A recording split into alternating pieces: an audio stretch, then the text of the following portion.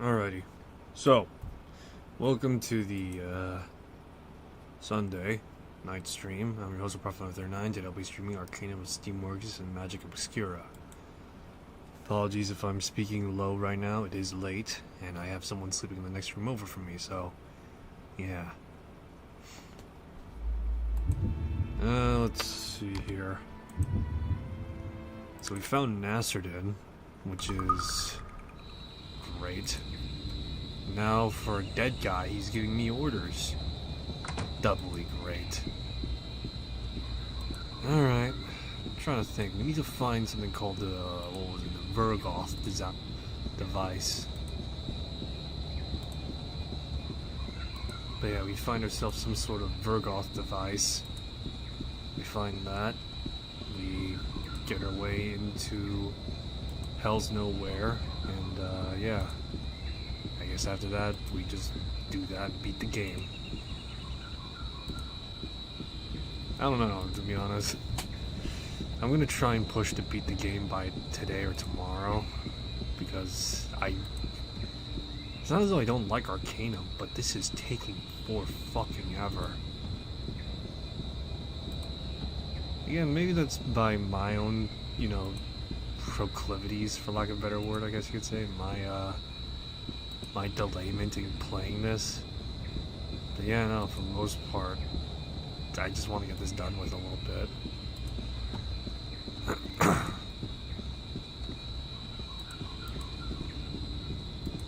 Alrighty. So, now that we've got, Alright, so yeah, now that we pretty much have our lot as to where to go next, we need to get off the Isle of Despair.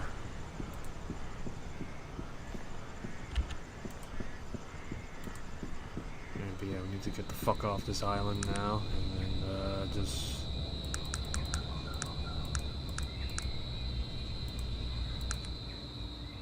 get off this island pretty much first. Find the Vergoth device somewhere. Yeah.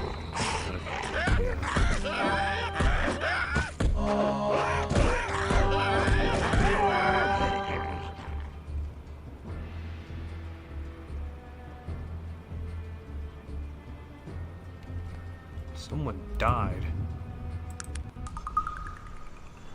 1, 2, 3, 4, 5, 6. What the fuck? Hold on. 1, 2, 3, 4, 5. Where the fuck is Virgil?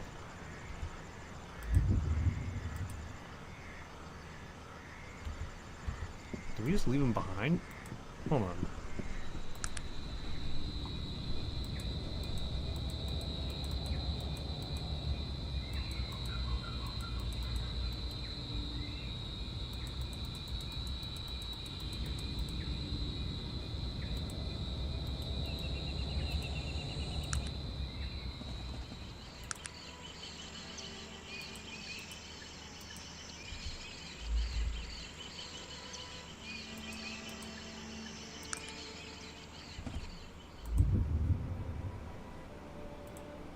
Holy shit, I think we just left behind Virgil.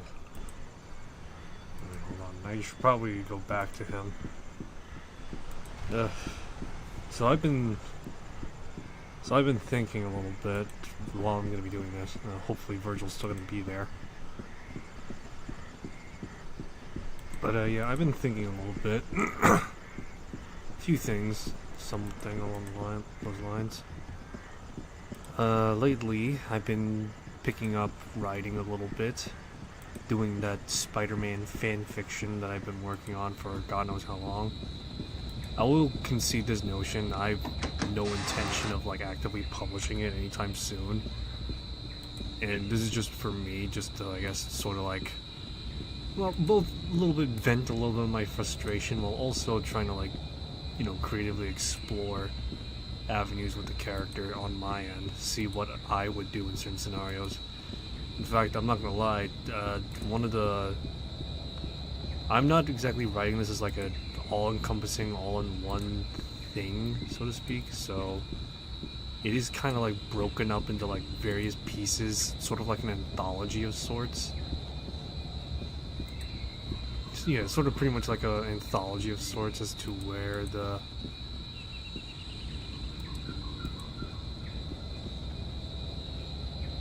Oh, give me a sec.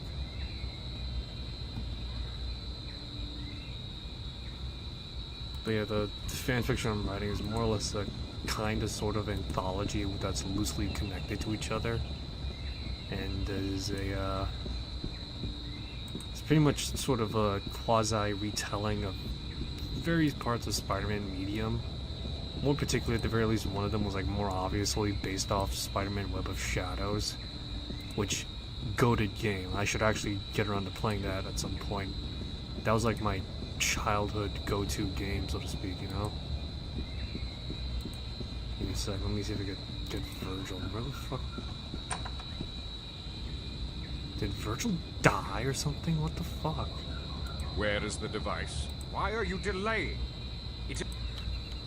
Where the fuck is Virgil? What the hell? Did he just... Right, let's start from the beginning, because I clearly have lost track of Virgil.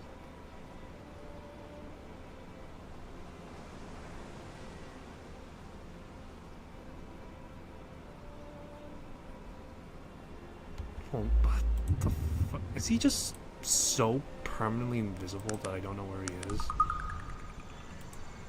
What is it you need? Yeah, no, he's fucking here. What the fuck? And yet he's... Oh. Yeah, whatever. He's here. He's just invisible right now. He's got that invisibility spell on him. Anyway. But yeah, I've just been sort of like going through, doing my fanfiction in my personal time. Whenever the idea strikes me, you know?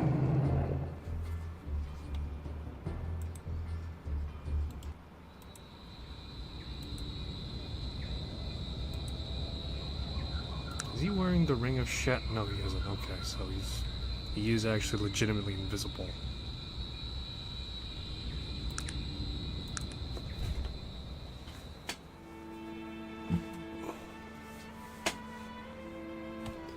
Alright, but yeah, I've just been pretty much been sort of like rewriting the story. Well, rewriting isn't really isn't the right word to use to describe it, but let's see. Alright, now hold on, where do I need to go now? So I know I need to get the Vergoth device.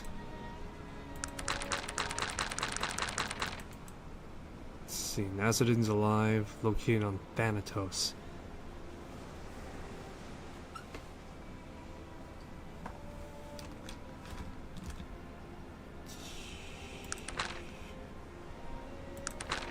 So it just says find the Vergoth device, and that's it.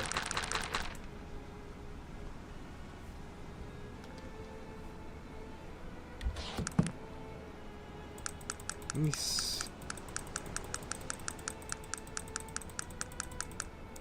Let me see this map. Oh, there we go. The Vendagruth Wasteland. And there we go.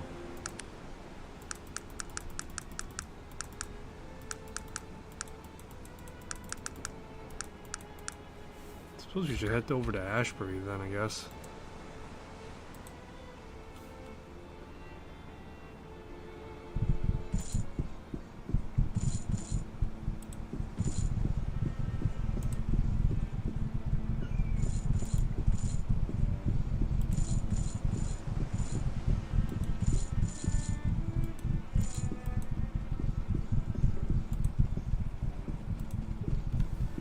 So I've just been using Web of Shadow as a template.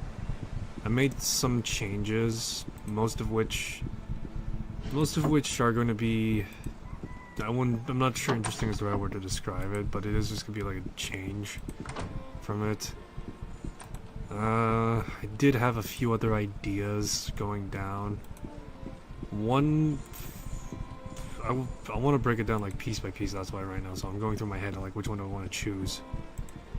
So one of the anthology stories that I've written for Spider-Man, this unpublished, never to be found on the internet fanfiction yet, is pretty much the idea that Spider-Man becomes like a king or a god of sorts, like some sort of like deity, mortal turned deity type of thing, and so as a result, it's a world of supplicants, is what I've described it as in my loose writing description, so to speak.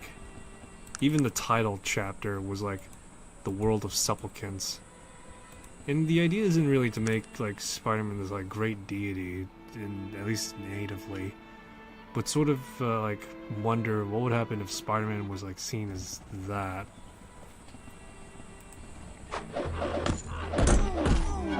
Another world that I've wanted to write, another world that I wanted to write was sort of if Spider-Man was,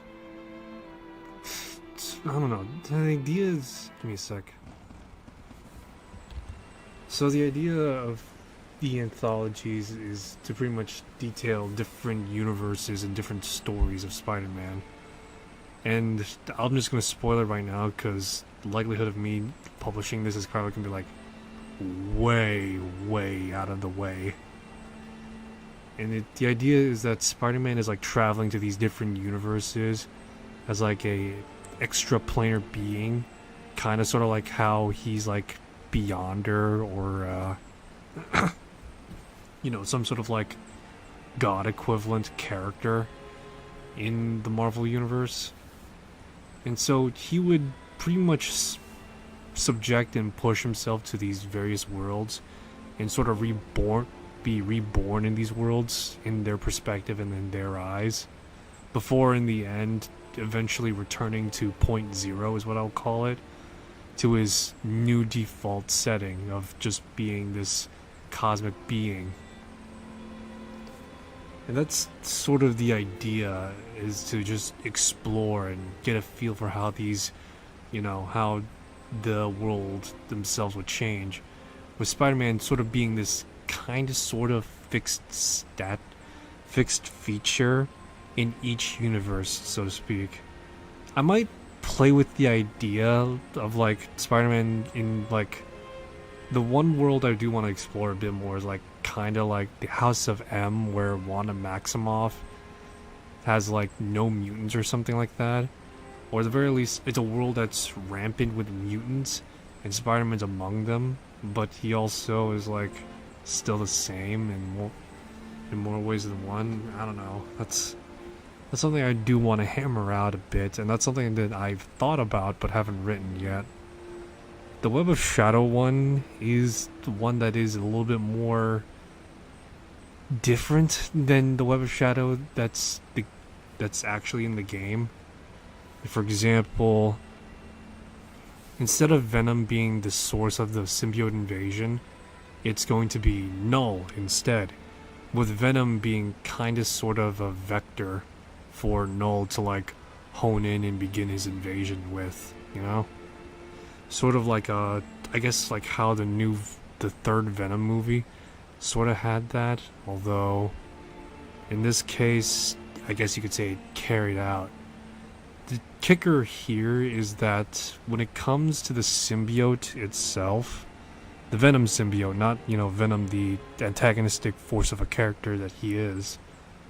When it comes to this symbiote specifically, I wanted to explore on that front what would happen if Spider-Man were to accept being with Venom, the Venom symbiote, in a more intimate fashion. So, for those who are unfamiliar, and this is something that I actually had to look up and sort of confirm on my end, is that when the first comic run post Secret War, the original Secret War, not whatever the hell the new Secret Wars are, but when Spider-Man and a handful of other characters were transported over to Battleworld by the Beyonder, that is when Spider-Man comes into contact with the Venom symbiote at first, and when he came back to Earth, he brought it back with him. And so, for a good chunk of time, the black suit was sort of like his default suit for a good while. Before, when inevitably Spider-Man goes to the Fantastic Four, has the suit be checked out, it's confirmed to be a living being. And so, it's a symbiote and such. And so, pretty much, when that happens, Spider-Man, like, freaks the fuck out. He fucking tries to rip it off and get it off him. And the only way it released Spider-Man was when Human Torch had to heat him, pretty much had to, like, spew a line of fire on him and burn the symbiote off of Peter and then contain it. And then, penultimately, when the Venom symbiote does, like, break out and, tries to reunite with Peter and such, and when Spider-Man finds this out, he goes to that bell tower, bangs at the bell, and with the vibrations,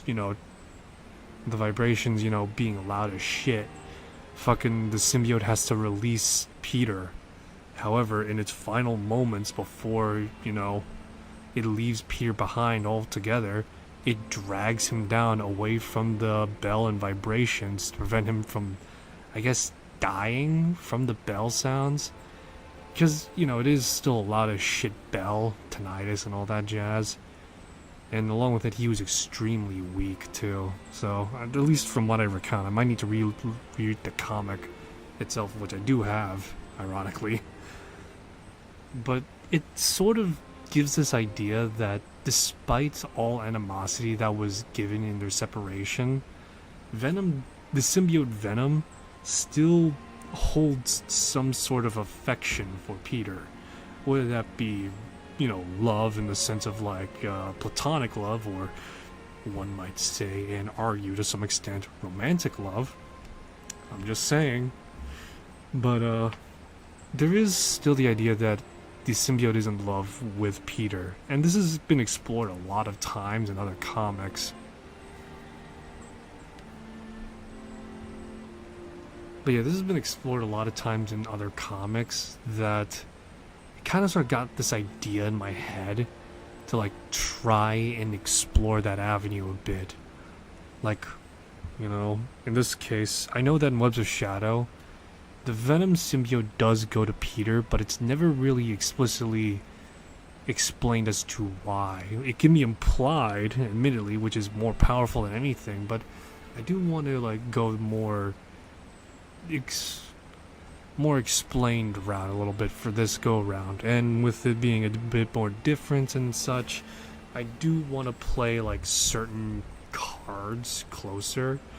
I know that after Spider-Man 3, the animated series, and even Seth MacFarlane's run of Spider-Man, Venom was seen as this antagonistic parasitic force and was sort of an allegory for drug abuse to some extent. At least some people have interpreted it as such, as it is. Whether or not they're right or wrong is debatable, as it is a matter of perspective, as Obi-Wan Kenobi would say. However, I can also see the way the symbiote being could be sort of a way of like relationships to some extent.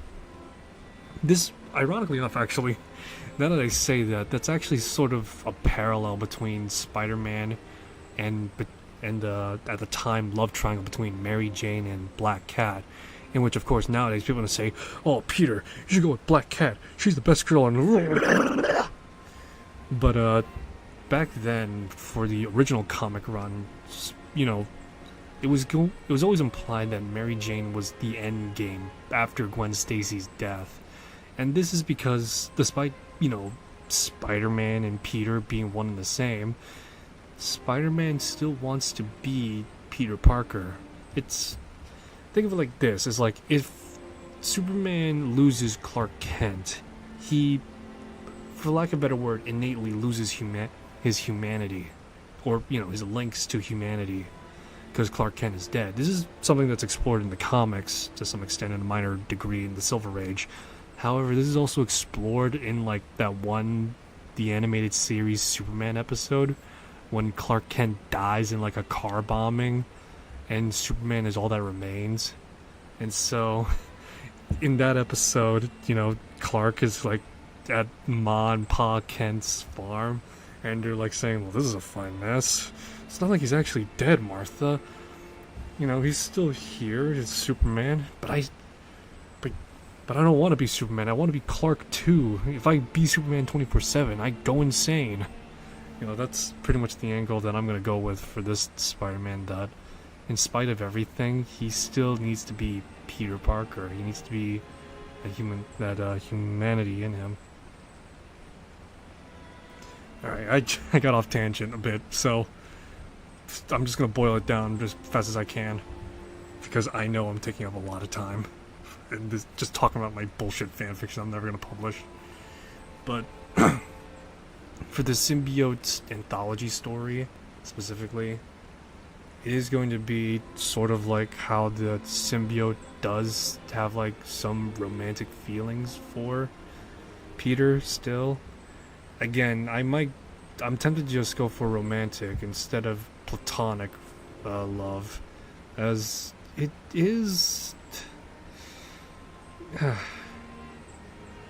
It can be said that, you know, the platonic nature of Venom is there, in which, you know, they're pretty much the same symbiosis of like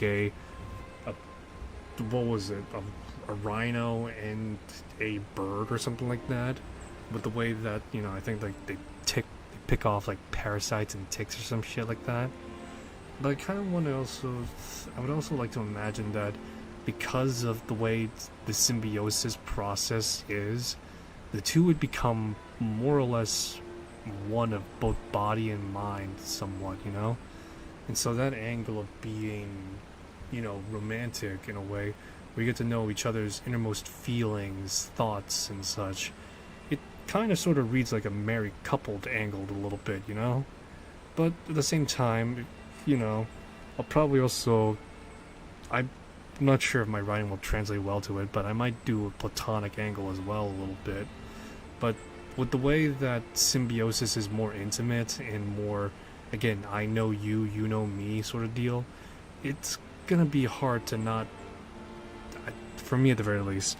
Someone else more better than I could probably go the platonic route, but for me at the very least, I feel like the romantic angle is sort of the way to kind of go, as it does embody Spider-Man's, you know, relationships as a whole with, you know, certain characters, Black Cat being among them, Mary Jane, God, fucking Gwen Stacy, God, I'm still angry with the way things are going with her. Yeah, there's like, fucking so many. Anyway, yeah. Who's this asshole? What's your name? Waldo Rubin, renowned halfling adventurer at your service. What are you doing out here, Waldo? Adventuring, of course. What better place to explore the dreaded wastes of Veragoth? Any cities in the waste? Pretty empty out there. There is one city. Let's see.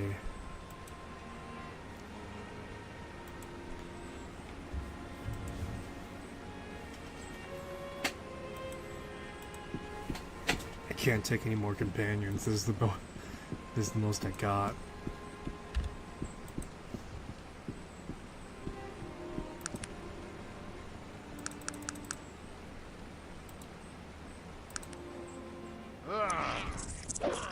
Oh my god, we're going into Planescape, guys.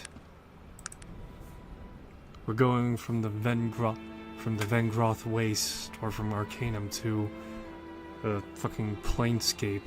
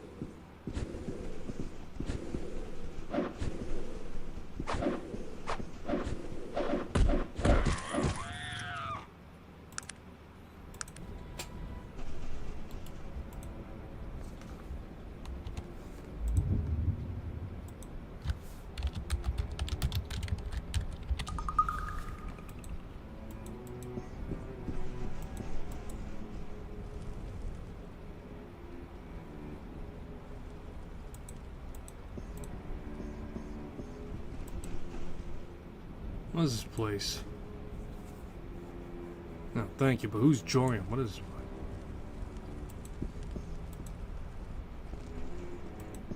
Oh my god, here we are.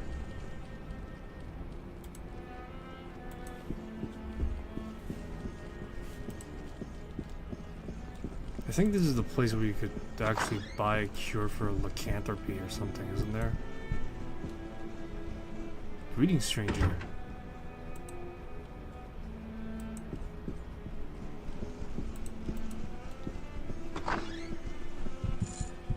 You shine a pure of heart. What is that supposed to be an insult to me? So what if I like being a good person?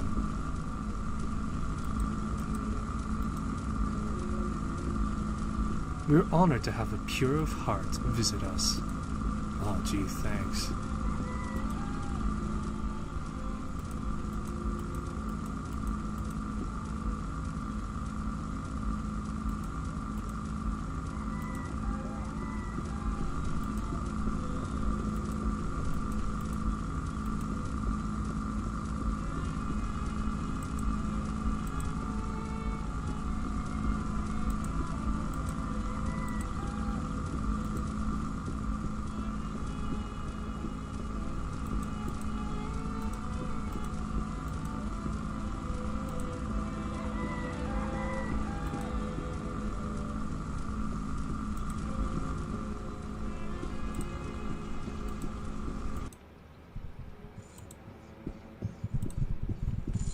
Alrighty,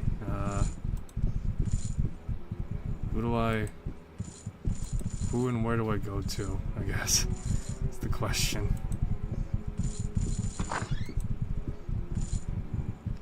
Yes, can I help you? Are you the master of mage? Mental spells. What do you think of technology?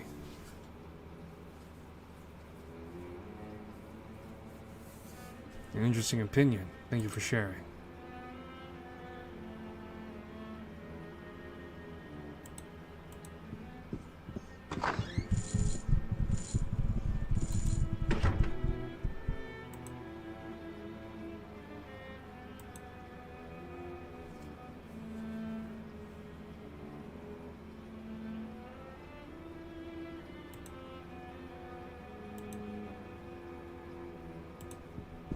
Dude, there's like a dozen fucking master mages. Which one of them's the one I gotta talk to? Who's like the big honcho of all these pricks? Who are you? Hydromancy.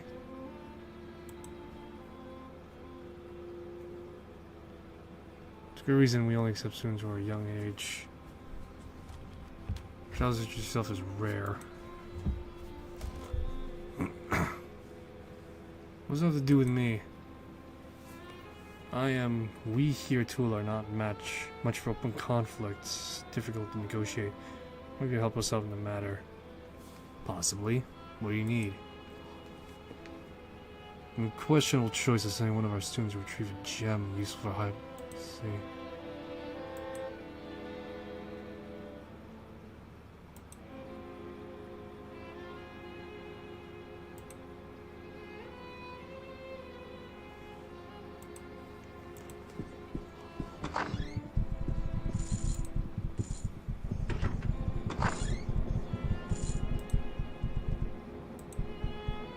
Mistress of Fire.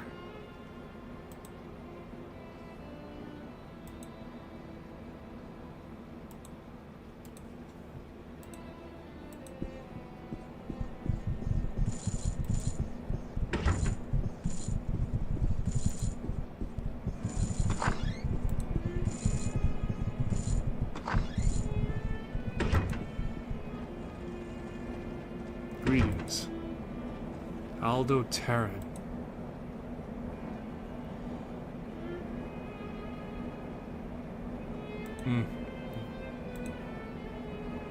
Another master mage.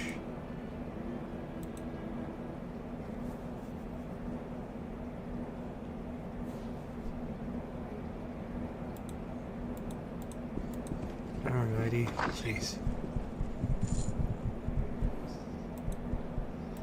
Air Elemental, what's your opinion on things? Striking. Excuse me.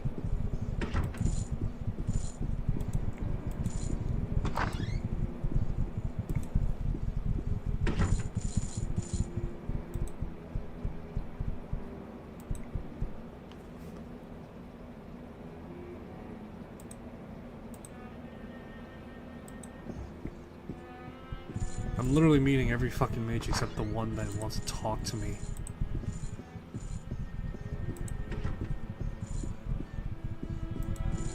Hey, what happens if I step in here? Well, I guess nothing. So do I just go upstairs or something?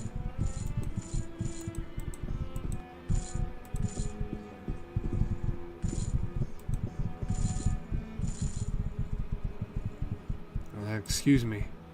Ah, it is the Wanderer. You're here to speak with Simeon Tor. I am. Before you may see, we must do something for me first. Please, sir, I'm looking for extremely important information. That may be. Okay. Go and gaze upon the mural in the main hall, near the glowing circle. I must be certain you must have passed on your way here, and then only enter. Okay.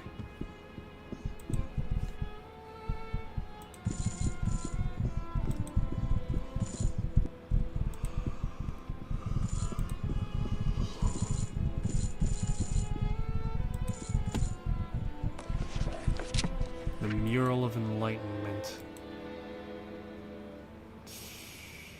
Crossed star. Glaive from Warframe. Pound and Spire.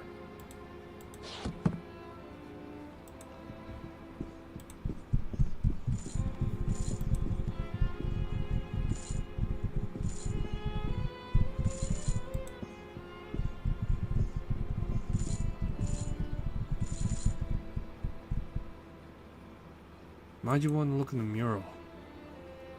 I can see this will lead nowhere. Goodbye. You've come seeking information? Nazurdin sent me to find the location of Vendergroth's ruins. Pelosian. Pelosian is the only one who can answer that question for you. We're gonna speak with this Pelosian. How? How is the question, not where. Pelosian is dead. Has been for 1,000 years. How do I speak to him? No one knows. Since his death, he has appeared above Pelosian's pool every night at midnight. He floats there for an hour and then fades away. No one has ever been able to coax him to speak. You must find a way to bring his voice forth. Who's Pelosian? Pelosian. Clairvoyant artist, poet, founder of Tula, and above all, master of summoning. Hearing tales of him in my youth is what led me to summoning, actually. Will you tell me of his poetry? His poetry was a bit overwhelming for most, much less lyrical than his paintings. The poems seem to reveal his inner self in a way few could understand. We don't know his poetry firsthand. Sadly enough, his works have been lost to us. All we have are others' writings about it. The answer might be in his poetry? Perhaps. Perhaps. What should I start looking? That is not the way this works. The path is yours to tread, no one else's. What do you tell me about his He art? was an artist of great talent. His paintings are said to help those who meditate on them become closer to achieving oneness. His best work, in my opinion, is the aptly named Mural of Enlightenment. Yeah, Jorian sent me to see it. Really? That's interesting. Who the fuck is Jorian? Jorian is the master of divination here in Tula. A bit of a clairvoyant in him there is. Jorian never has anyone do anything for no reason. Of that you can be certain. He knows more than he is letting on, I feel. I'll talk to him. It will do you no good. He has revealed everything he is going to. And if I know him, it was not very much. What does mural represent? No one knows, really. The largest symbol in the It's not possible to represent the Lost College of Magic, but no one can say for sure. When she was clairvoyant. Yes, that is why I believe that. Even had he not seen the ruins that you seek with his own eyes, he will be able to give you the answers that you seek. It is believed that his writings and his paintings foretold future events. In fact, much of what he has prophesied has come to pass. What things? He saw many things, things that most refused to believe. Well, that's impressive. Can't understand their disbelief. I appreciate your humor, but all I can tell you is that things are the way they need to be. This is fascinating, but what do we do now? Only you can determine that. Ugh, I'm leaving. As it must be, you must find your own way. Good day, then. No, there is no such thing as a good day. There's only such thing as a day.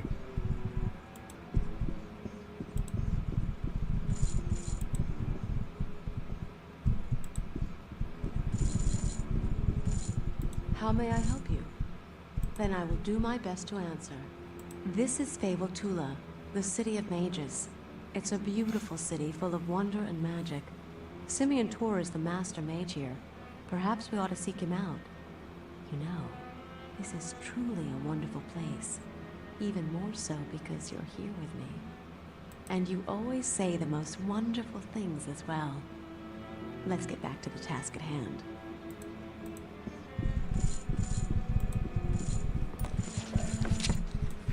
Oh, the Mural of Enlightenment, otherwise known as the Mural of... God, this is fucking useless to me. What am I supposed to do off rip here then, huh?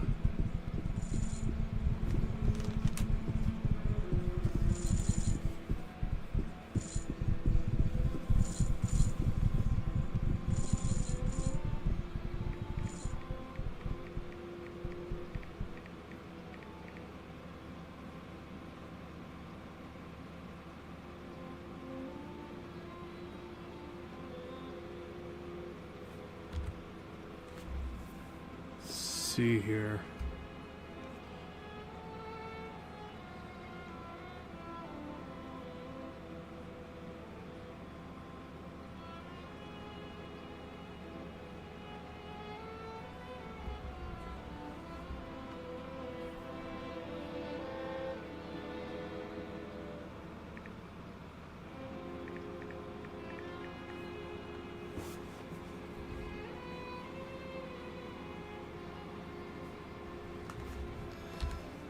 So while here, may as well look for the Master of Morph. So that way I get like a cure for lycanthropy is what it is.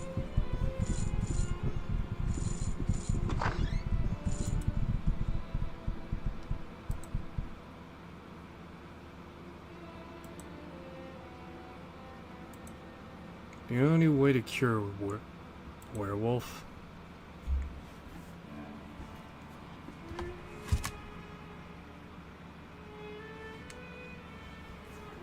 Taking 7 years. It's a very difficult potion to create, taking 7 years to prepare correctly. You may acquire some. There's a growing Calda with the affliction.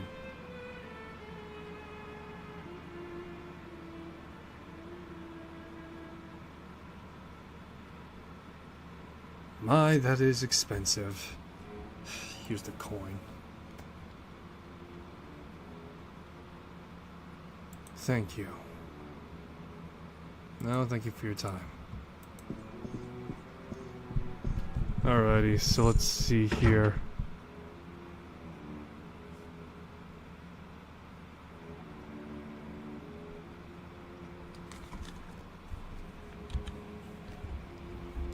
Alright, let's see here. What do I got?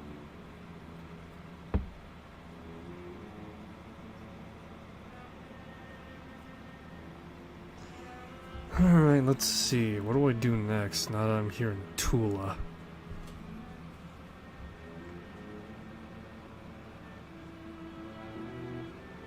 Getting to Thanatos, retrieving Vendagroth. Simian Tor. This is a logic puzzle, needing to open the doors of a room. The opening of the door does not matter.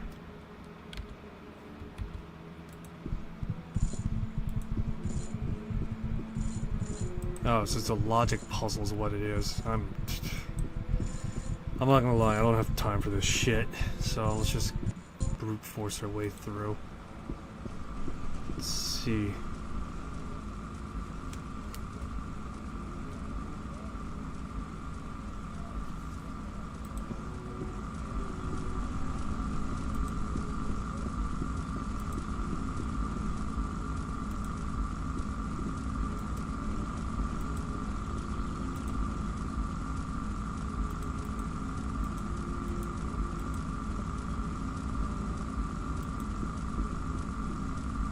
So I just...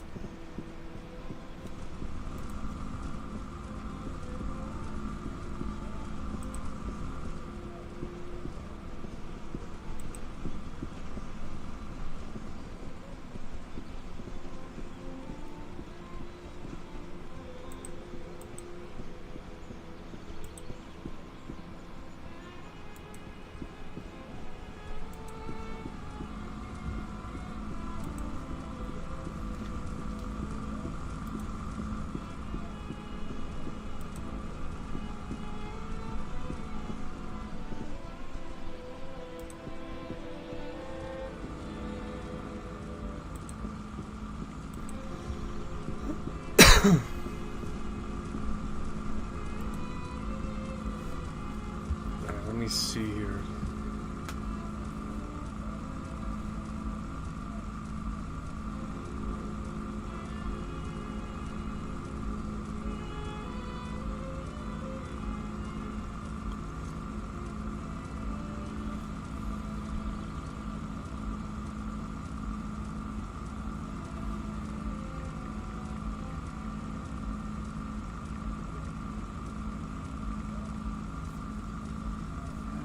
See here.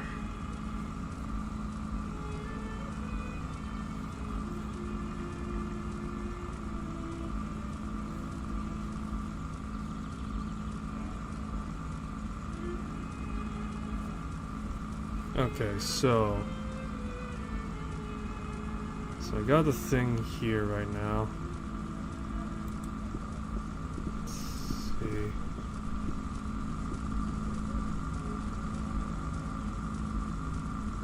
What am I looking at right now?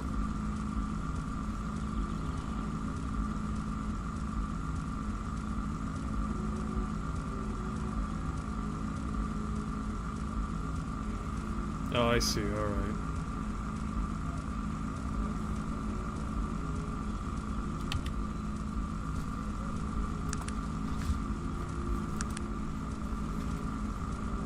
Let's see here.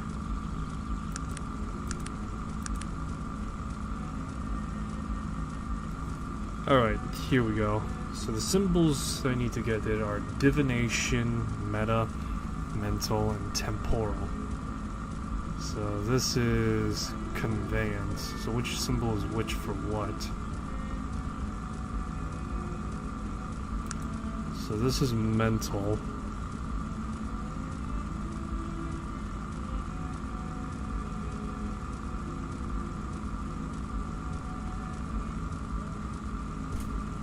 see. Divination, temporal.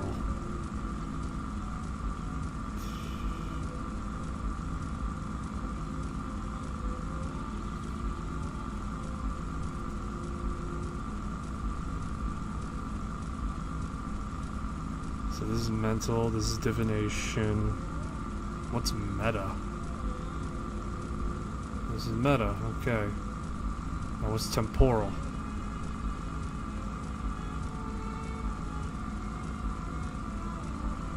Oh, okay.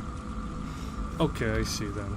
Alright, so for the star, divination, meta, mental.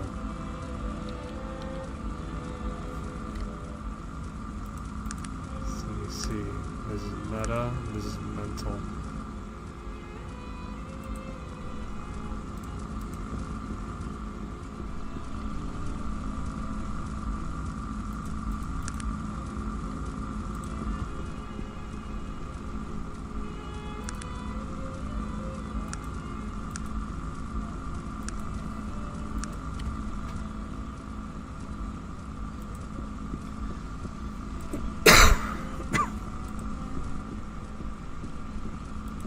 There it is.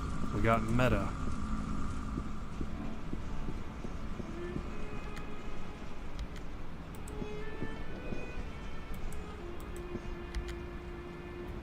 Okay, so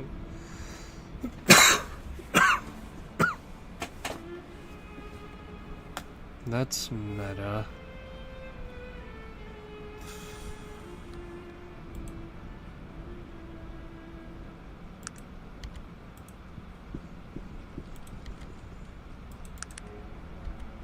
That should be... yeah.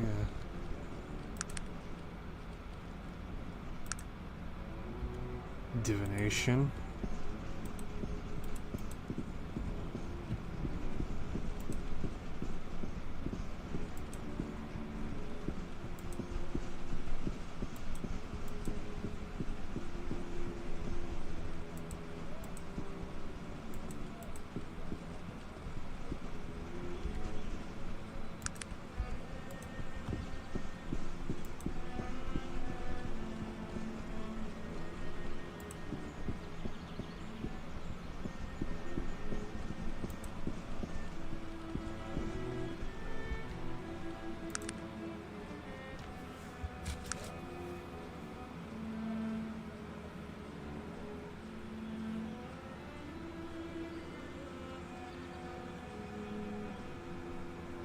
So let me double check. Is this correct?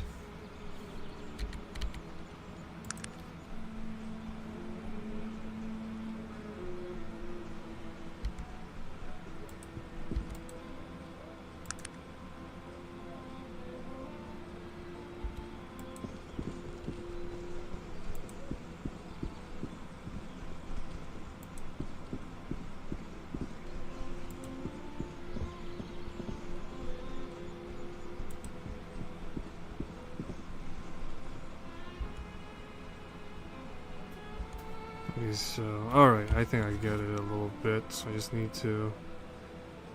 So, meta... Divination...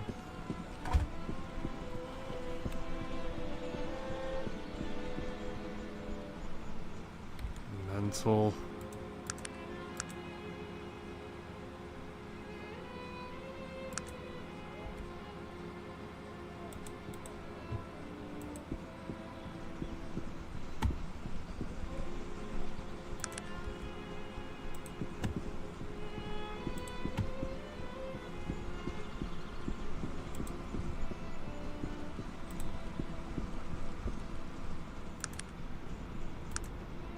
Lastly, divination.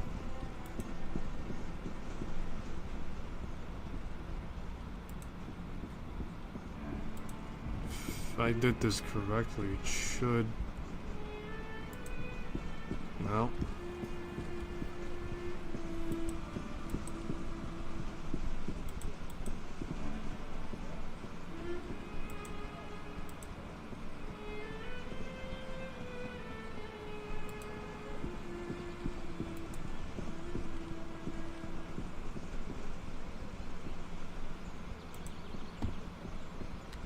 Do I actually have to do this in fucking order or some shit?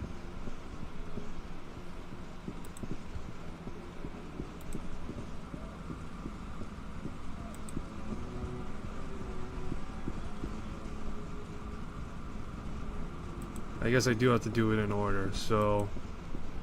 Alright. Divination.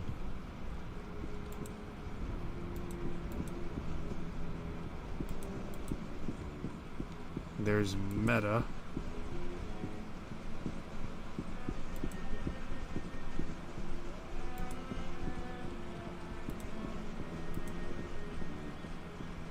Then afterwards is mental.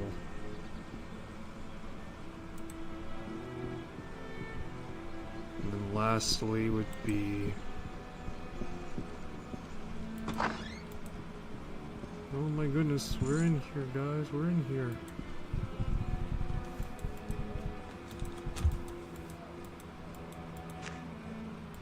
All that for a fucking book.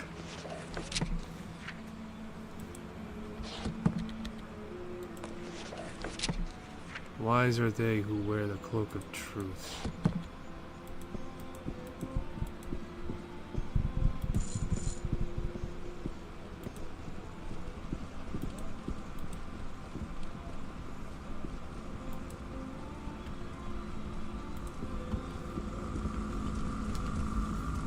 Alright, let's see. Spiral. Walk on to conveyance, force, morph, and phantasm.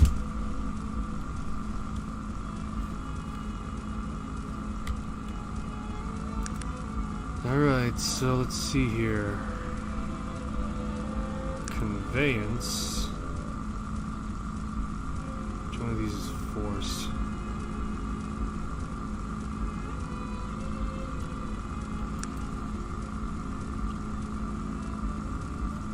Force, morph, and then phantasm.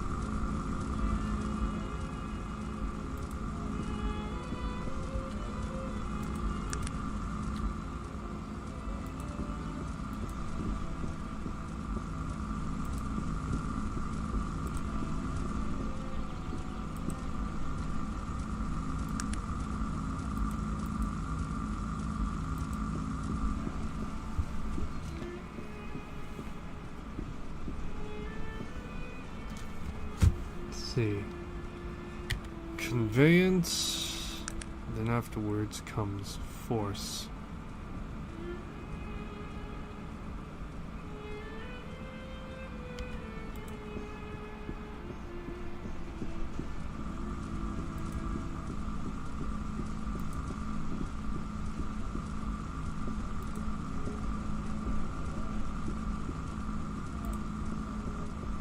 Then afterwards comes morph.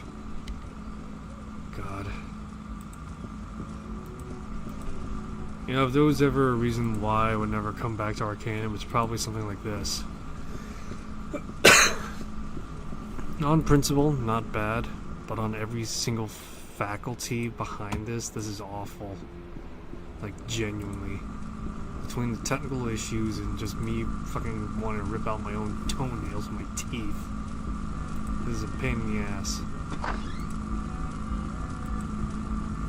Alright, there we go.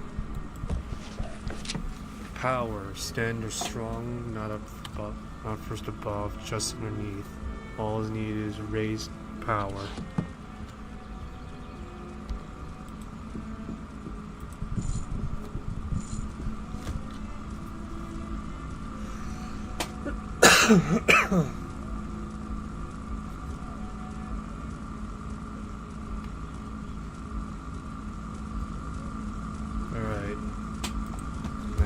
White, black, and summon.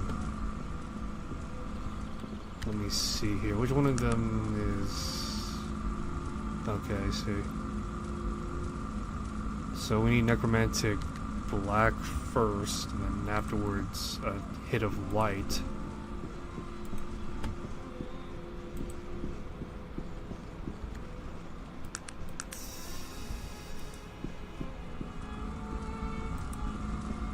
Ugh, jeez.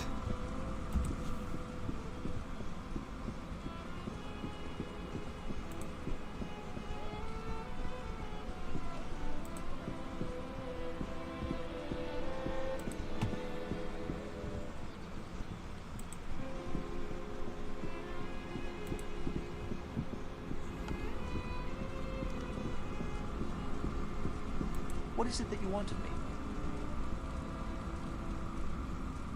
What can I answer for you?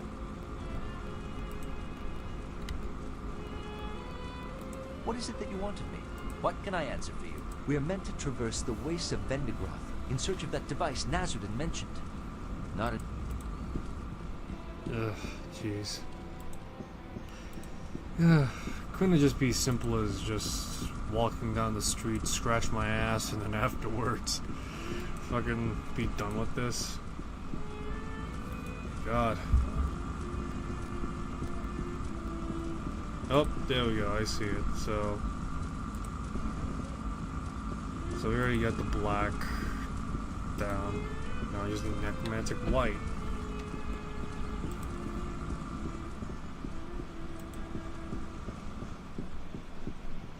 Oh, it's first I need to walk on. First it's apparently white, black, summon, and then nature.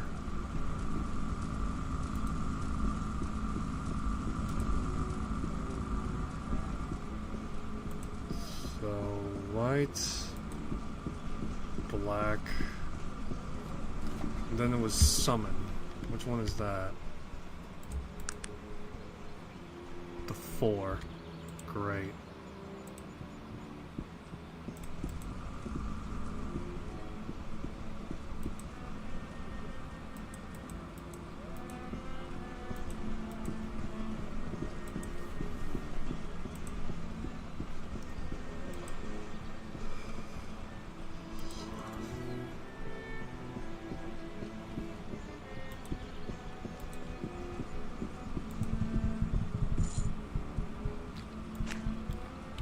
Another book.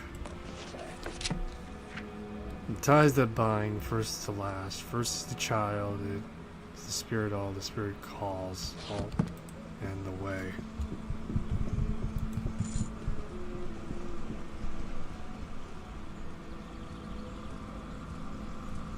And then afterwards, the cross. So earth, air, fire, earth, air, and water.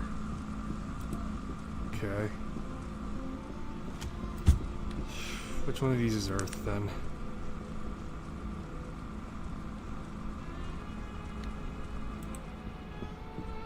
There it is.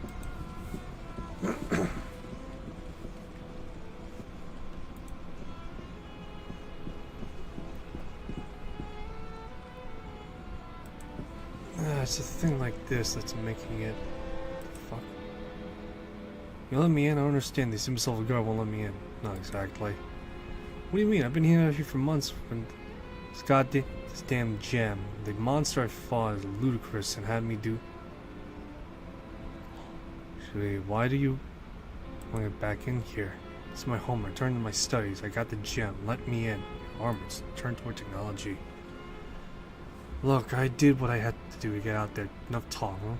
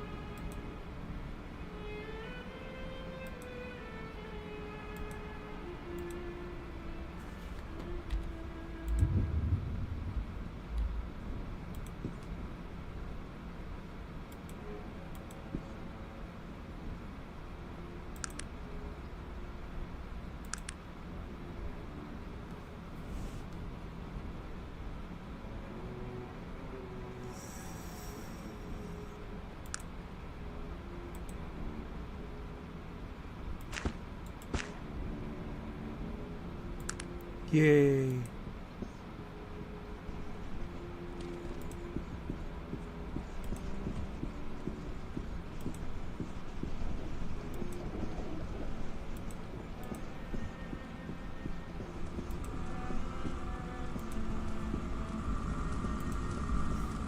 Alrighty. Finally fucking going through all this hassle just to friggin' whatever.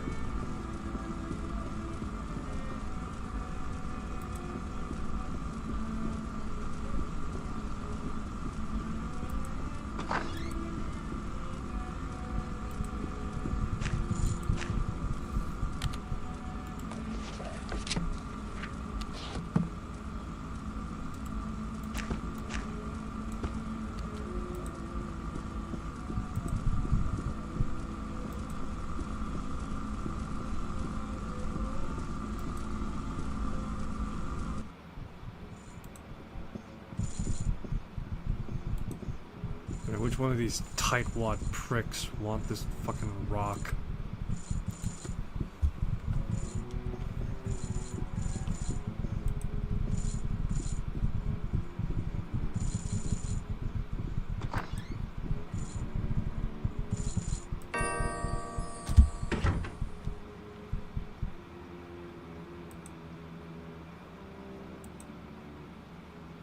Dude just fucking stripped in front of me just for all that, huh?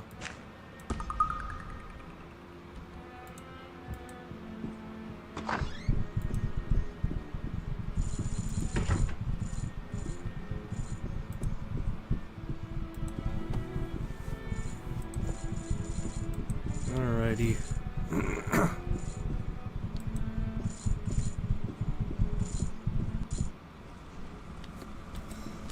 Alright, let's see here. The star should be the star.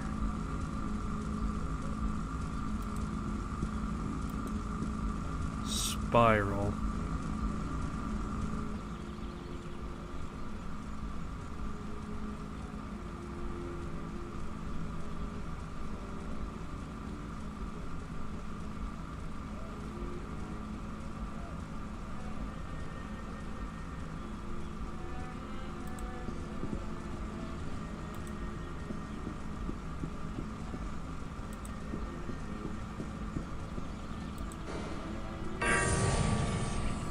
Greetings, traveler. Long have I waited for you to come. What do you mean?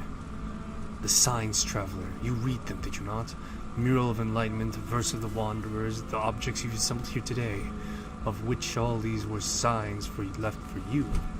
And they were signs for me, so that I may come to know you when you came. So you knew. All this time you were waiting for me? Yes, traveler. I've been blessed with the gift of seeing the future, and I happen to know someday you would need my help, so here I am. And here you are. How can I be of service? Vendigroth ruins. Where? Very easy, traveler. Place of sorrow and death. What can you tell me? Vendigroth was an amazing place, traveler. There are wonders now, here in your time, but I tell you, Vendigroth is a city marvel of wonders. You call it technology. The people of Vendigroth have mastered it long before the dwarves. I can't begin to describe what they created. But then Aranax became angry with them. He feared technology. He annihilated them because of it.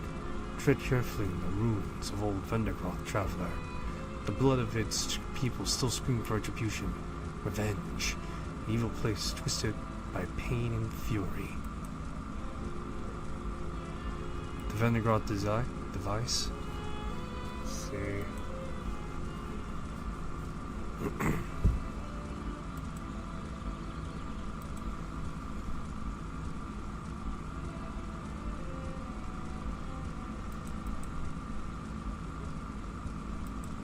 How does it all end?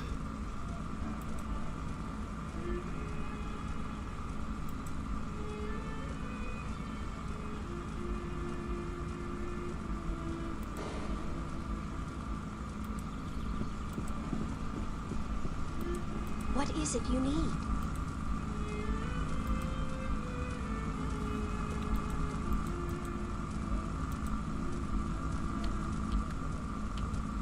What is it you need?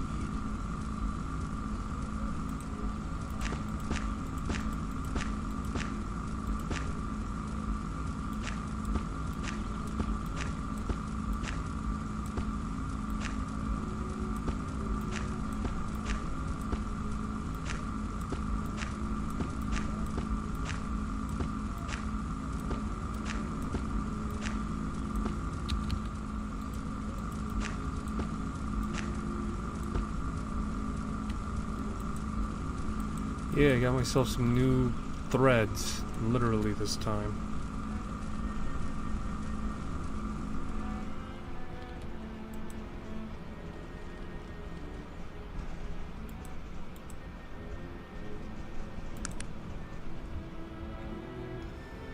Let's see.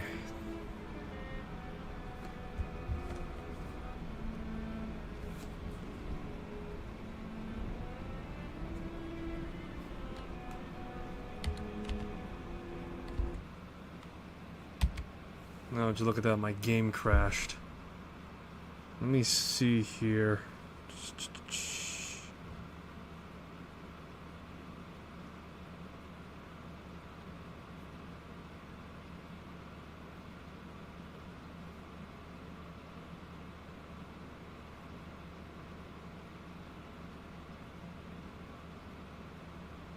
Yeah, I'm gonna get something to drink real quick and probably use the bathroom shortly. I'll be back in about 5 minutes or so.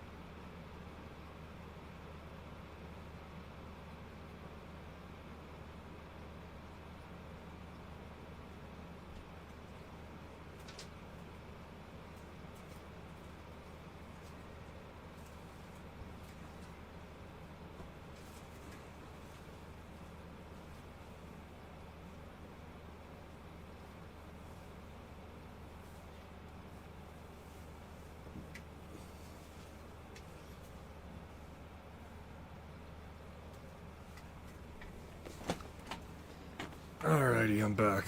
Alright. Okay, I guess we find Vendigroth ruins and keep pushing from there, I suppose. Off we go to see Vendigroth. Aish. Alright.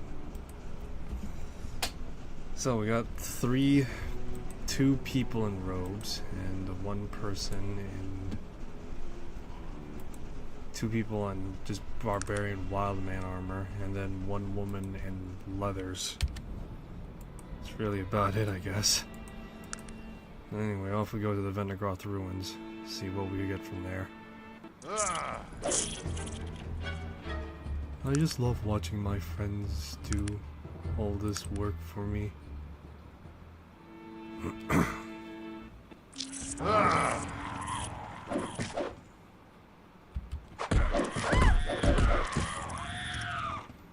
You guys are doing great, right?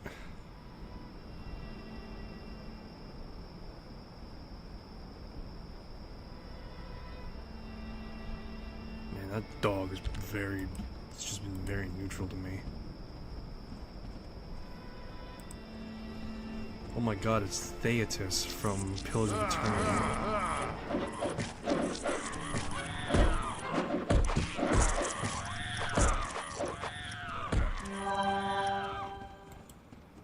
But yeah, it's Theatus, guys, from Pillars of Eternity.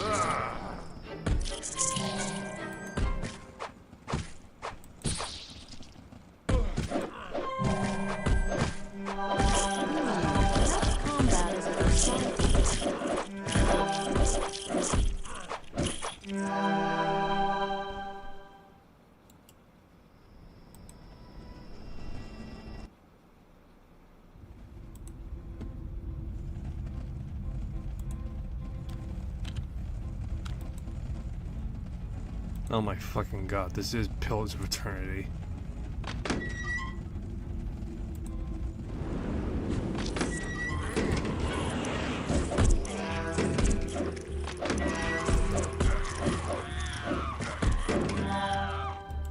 Dude, I was bullshitting when I was saying that was Theatus outside.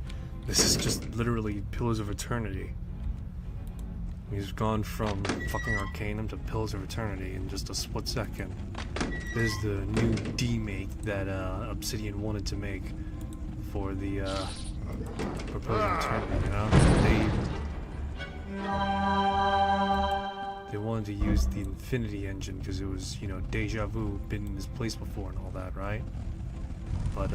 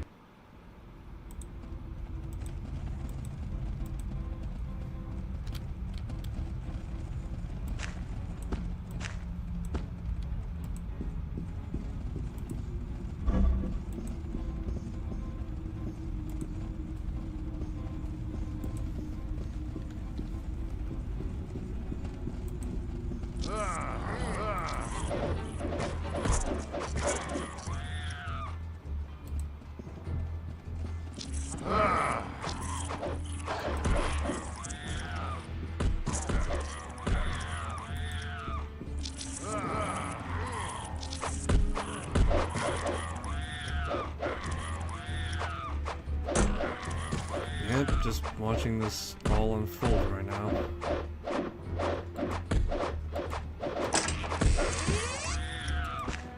Elixir of physical prowess.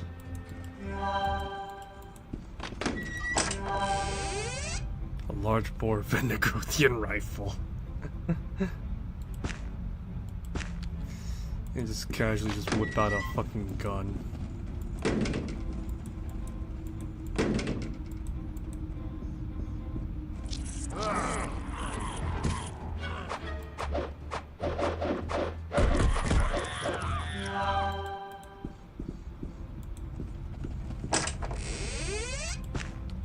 Vendigrothian elixir. Anything else?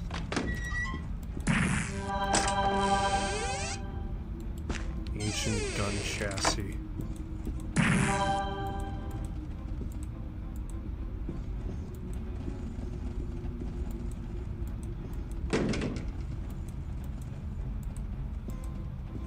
I guess there's nothing to be found here for now.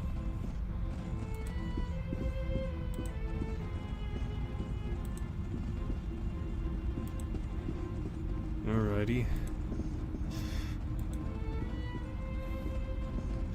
Did the Vendigrothians just fucking travel through vents or something?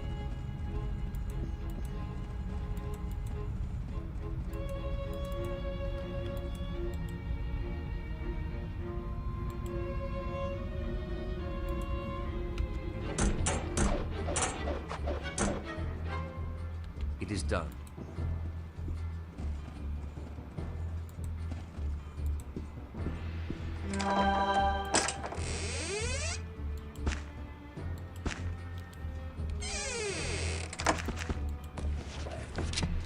Professor Hunley dead.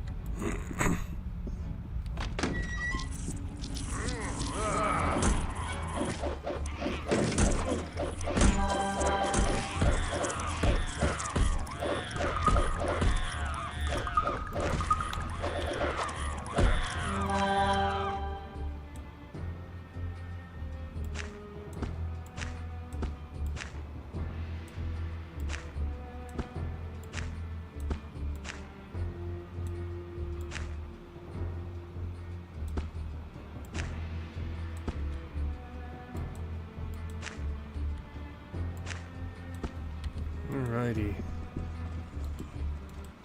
Got my... It is done. See anything?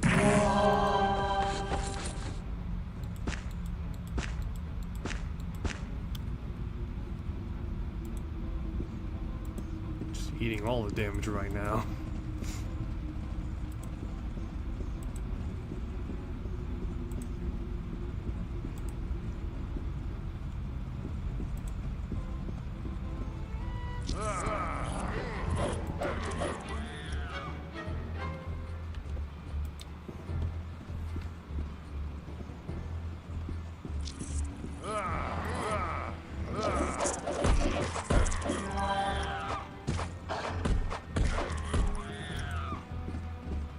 You know, I should probably check to see if Baldur's Gate 3 has had a combat mod.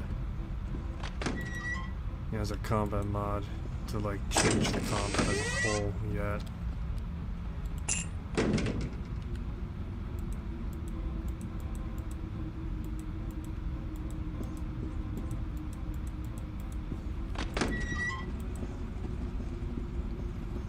I know people were talking about at some point, you know, people wanting to mod Baldur's Gate combat to be real time or something like that.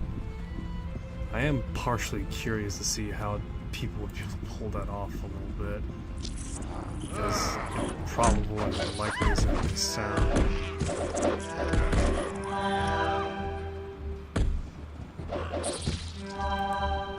I know for certain that when it came to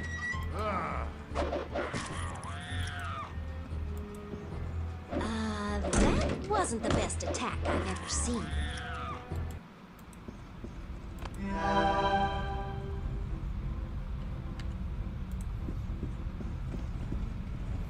I know that when it came to my playthrough of Baldur's Gate 3, I had a mod that allowed me to like free explore with WASD, pretty much bring it to like BioWare's Dragon Age stuff.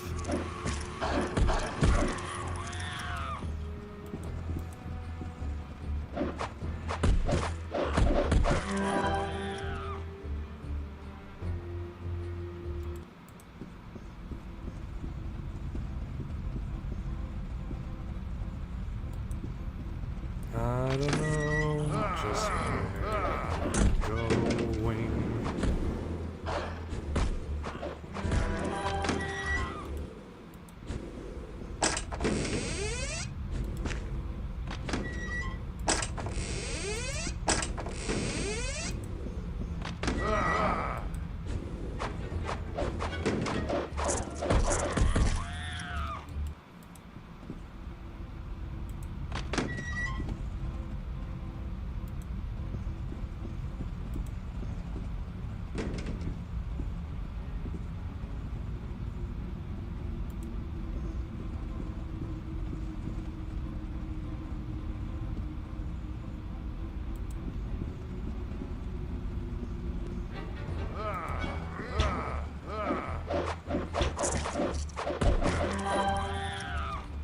Do I have a scroll of exiting with me?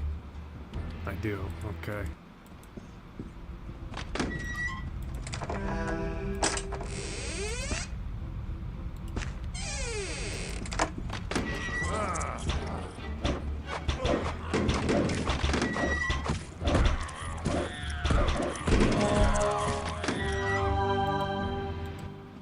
What is it that you want of me? What is it that you want of me?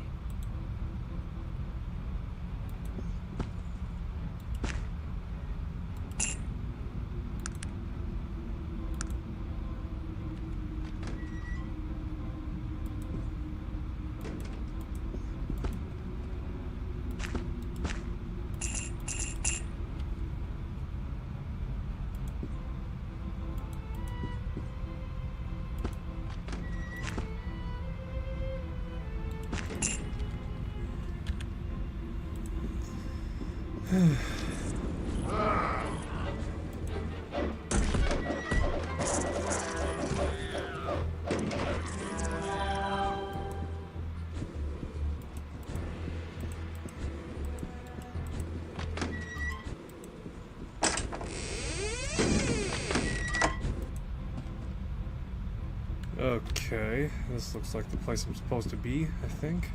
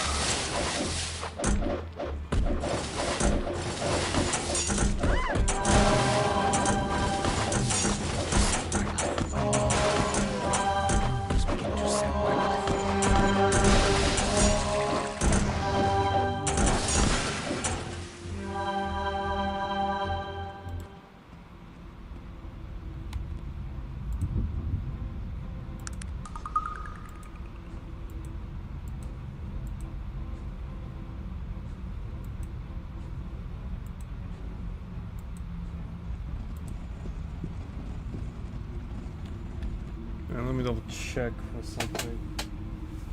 Because I think that's like the end all be all of God, supposedly.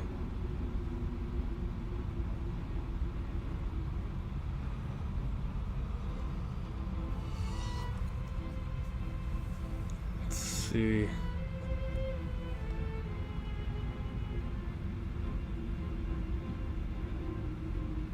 Valerian.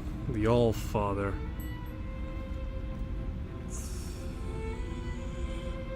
Okay.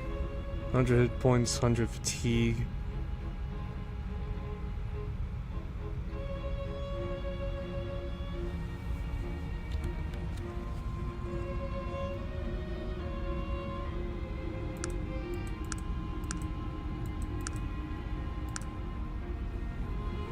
Huh. I don't think my character's any different right now.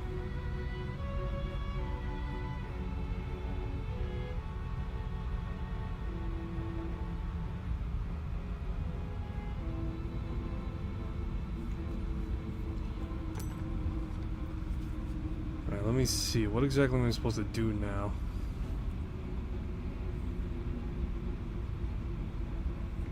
So I'm knee deep in this now. Let's see.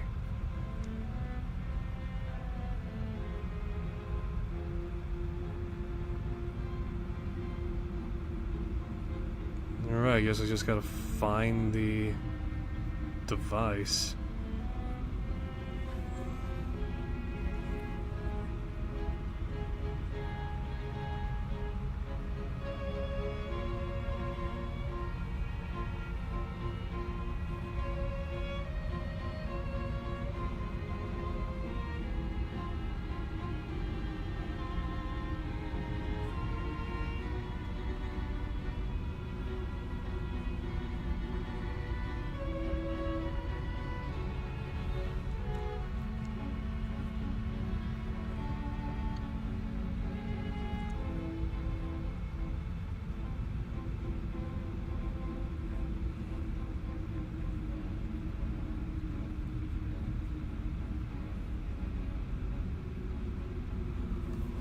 Alrighty.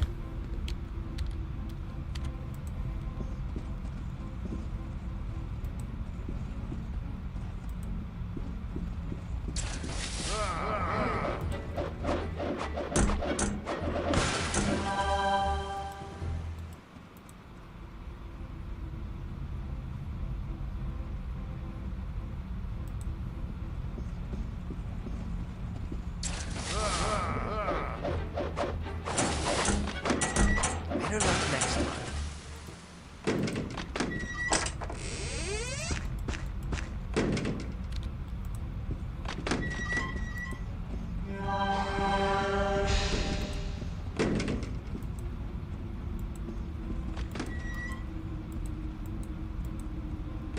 What is it you need?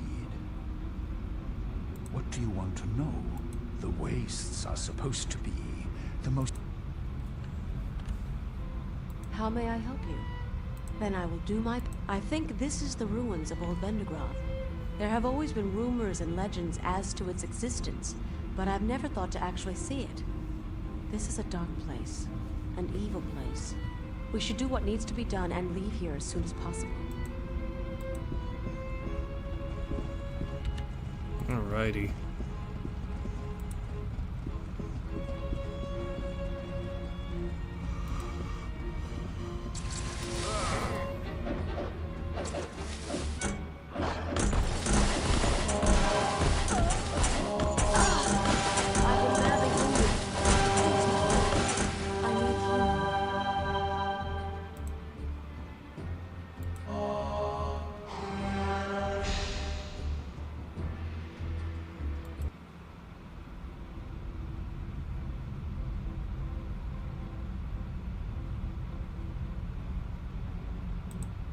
Right now we're knee deep in God knows what right now.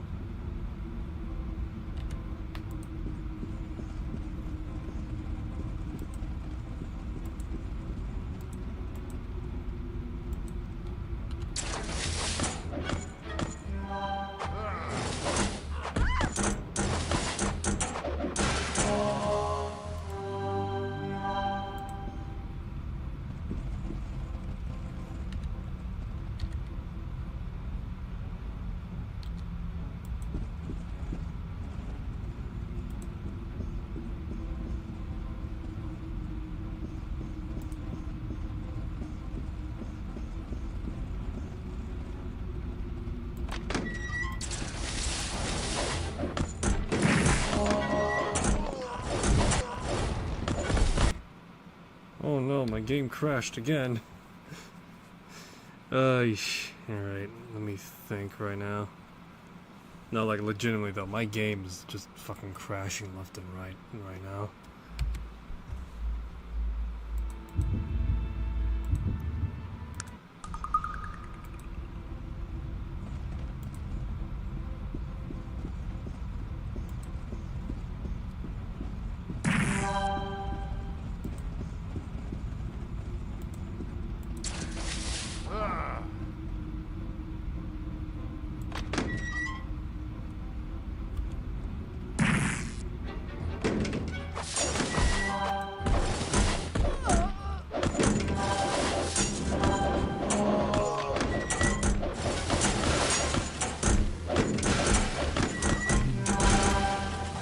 Died again. My life. Fuck. Game crashed again. Oh yeah, no. Fucking play Arcanum, I thought. It'll be jank, but it'll be fun, I thought. I mean, I'm not wrong on that assessment, but still. This is far more jank than I'm ever going to live through.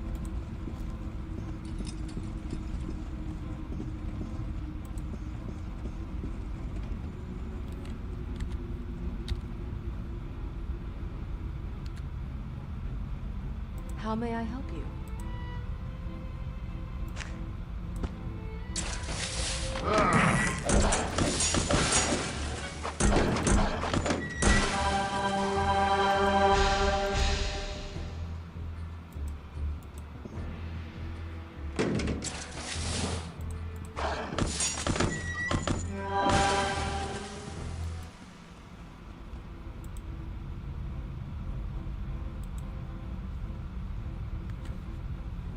One, 2, 3, 4, 5, 6, 7.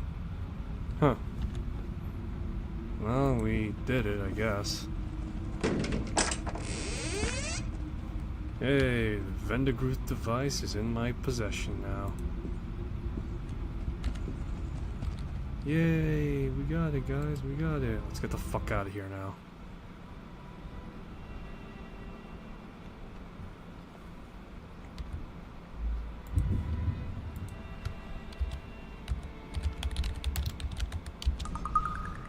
Alrighty, excellent. So now that we got the MacGuffin, I guess we should just get the fuck out of the wastes.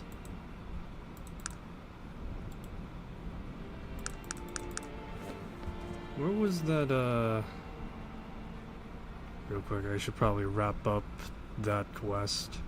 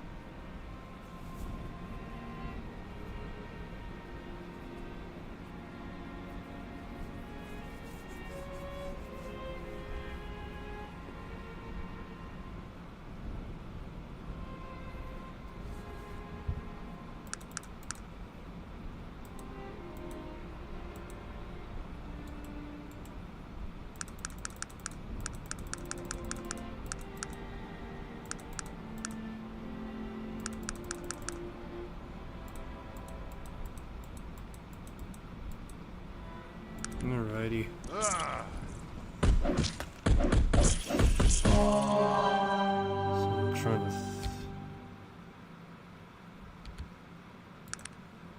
So I'm trying to think. Metal Gear Solid 3's remake is coming out soon. So exciting.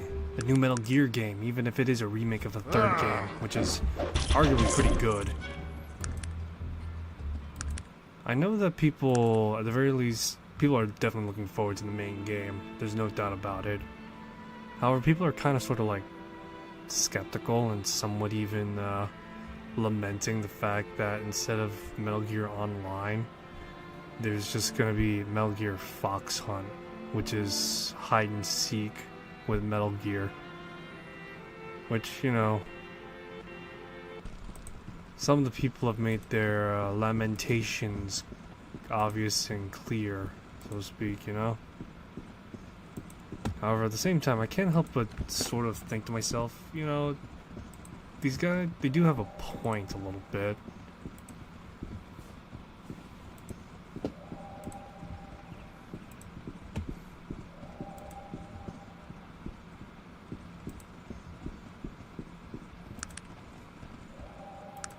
Yeah, when it comes to Metal Gear Online, I don't know, I can definitely see a place for it, but I can't see one that would justify the way that it is now, I guess.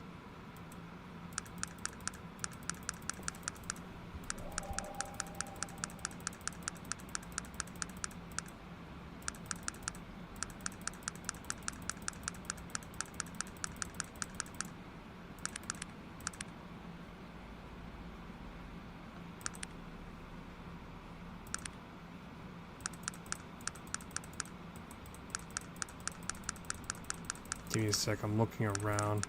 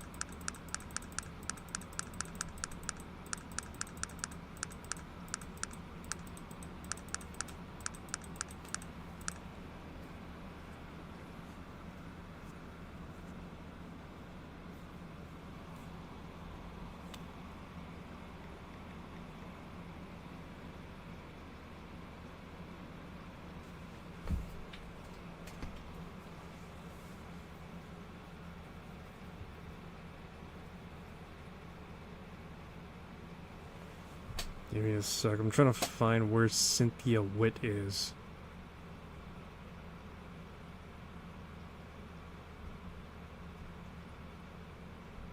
Caledon. Great. And what does it need to look for now? The circle of, whatever the hell.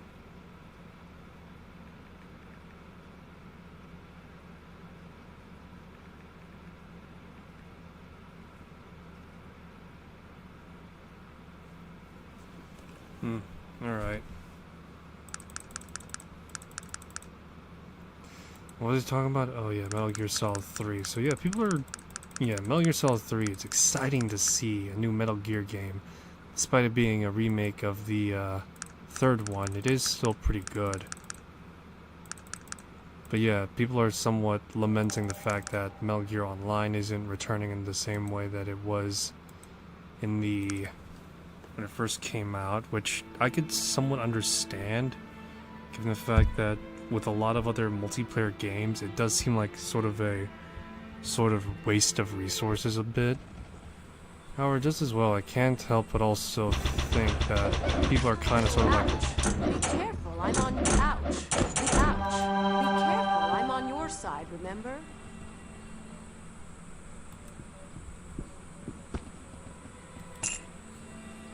Yeah, I feel like people are kind of sort of like writing it off before they give it a actual chance. That's not to say that people can't have their preferences and opinion, but still, it seems a bit soon to like wave it off a bit. It feels like from what footage they were able to like show off, they did show that the game is kind of be like Metal Gear Online, but not exactly. From what I understand from my time in Metal Gear Online in the Phantom Pain at the very least, where it relied on like combined arms tactics with stealth and such, and you have like these old wide open spaces, and you have like team on team combat and such. With Metal Gear Fox Hunt, it seems like they're going for sort of like how there's like a spy versus mercenaries type of thing, where you know, you have people like hiding, and then you have people seeking them out, and then there's likely going to be like both sides going to have like their unique stuff. Seekers have the idea of like having more, you know, spotting tools to find out where people are hiding. Then you have the hiders, the infiltrators. They got their whole thing where they could probably have like their whole thing of like hiding, completing objectives without being seen, or take out the enemy team before they take you out, sort of thing. It's interesting a little bit to think on what it is that could possibly offer. Instead of it being a straight PvP mode, I do feel like, from what I could probably guess, it is going to be like a more objective-driven game mode instead, which, to be honest, would be a good change of pace for multiplayer games, given the fact that a majority of action-based multiplayer games, they are driven off the idea of, by the idea of like having two people competing and fighting against each other and such, instead of competing against like completing goals.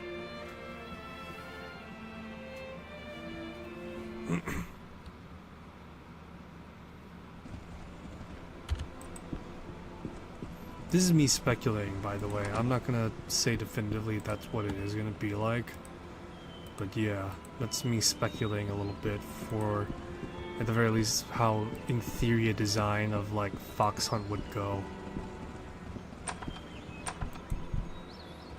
Found a cure. Tula, as you suspected.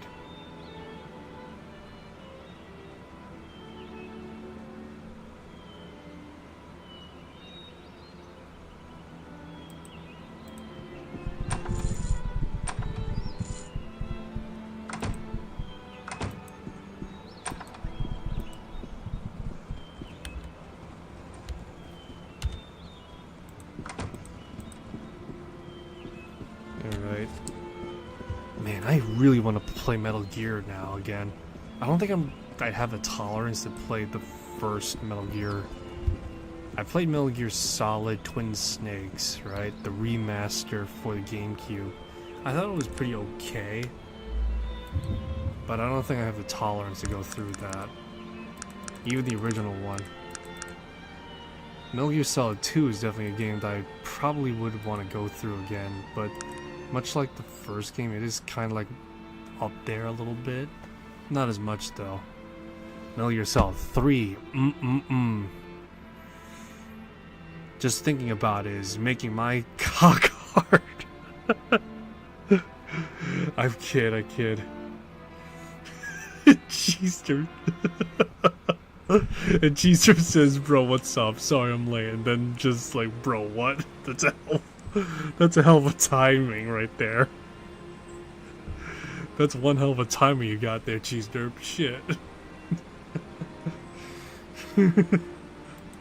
But yeah, no, yeah, Metal Gear Solid 3 out of all the Metal Gear games is arguably the best mechanically. Metal Gear Solid 4 is the best, Metal Gear Solid 4 is the best, I guess, movie you could watch, and Metal Gear Solid 5 is like the best all-arounder, so to speak. So, yeah.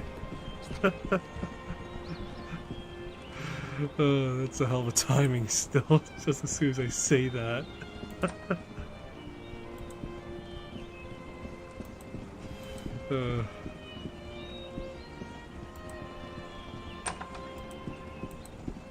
Alright.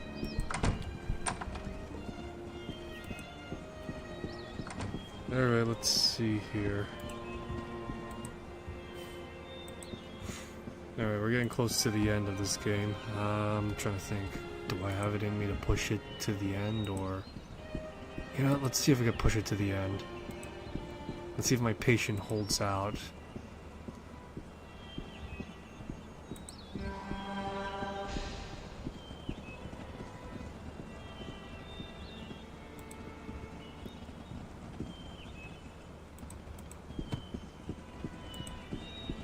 Alright, here we are, Nazurdin. Can't be saying that on my Christian Minecraft or Roblox Discord server. Discord Reddit server, jeez.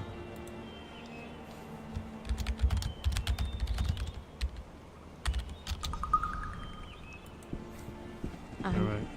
Are you prepared? Why are you delaying? Time is of the essence. I'm sorry. I didn't want this to happen. I'm trying so hard to be strong. You know there's now a slur for AI, though it's not new. Clanker. Until the AI gets the body, it's not a full-on slur. Digihead or some other shit will probably be out there or something like that. Raven, what's wrong? I don't know. I've never really had to face what I feel about all this until right now. I'm not afraid. I know that we have the strength to overcome Aranex when the time comes. It's just that, well... What is it? It's you. I guess I shouldn't say that I'm not afraid. I am afraid. Afraid of what I feel. For you, I mean. You see, not long ago I'd have given my life 1,000 times for my people with no thought and no regret. But now, here with you, I'm sorry. I shouldn't have said anything. Jeez, Rapaz, is she confessing her feelings? Make out. No, please, continue. You never told me what happened to Renford, but I know he's dead. Because humans have so little time. So you see, even if we survive, I have even greater pain to face someday. I'd rather face Aranex and all of his Dark Legions 1,000 times over than ever think about that pain. Raven, this feeling transcends fear, pain, even death. I don't know what to say. My heart tells me to run as far and as fast as my legs will carry me, but I cannot. For as long as the trees stand strong and the wind sings among them, I am yours. I will always be yours. Raven. Love. No more words. We have so little time, let us not waste it. Yes. I think it's time we return, my love. Will you return with me? As if I'd leave you now. Together we will face whatever is to come. Caesar says, "That's what is she yapping about?" Well, it's simple. It's romance. Can love grow on the battlefield? Is the quintessential question. The answer is, well, clearly yes. For Huey Emmerich and Metal Gear Solid, clearly not. Alright. Are you prepared to face Outland Yes. when it is time? May your gods accompany you to the other side and help you to stop Aranex. They better, or we're all in trouble. Oh, well, this is just fantastic right now. So this is the void. Oh, God.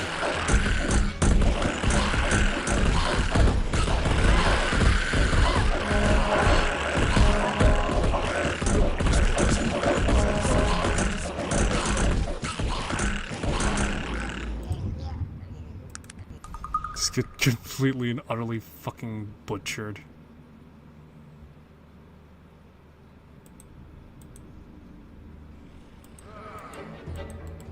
Run.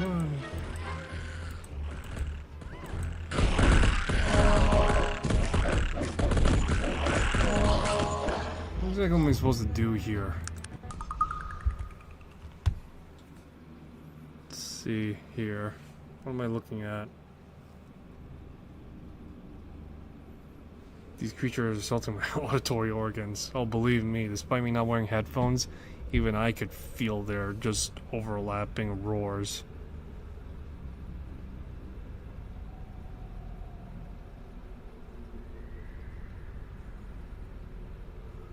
Void Legions Arroya.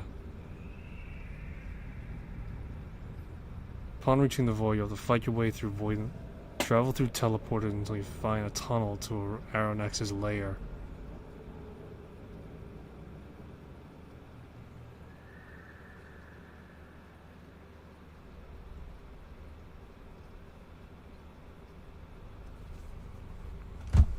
Okay.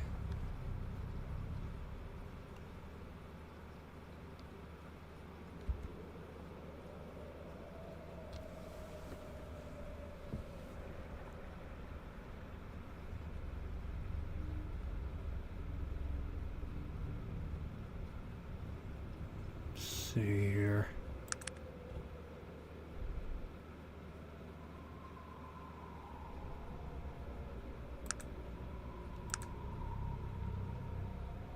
Quench life.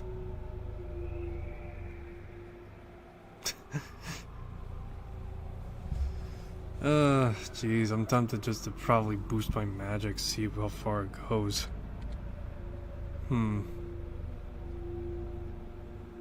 Supposedly there's a teleporter around here, but the question is where? Am I gonna have to pull like a fucking Fate Zero?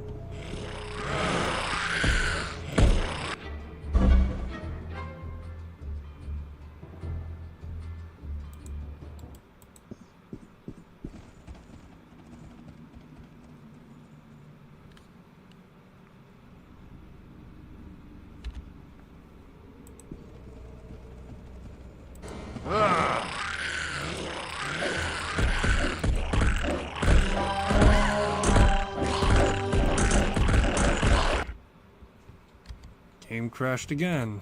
Great. Oh my fucking god, are you shitting me? Game crashed again. Oh my god. Come on, game. Jeez. Fuck my goddamn. Alrighty, let's see. This looks like the right direction, I think. Seriously?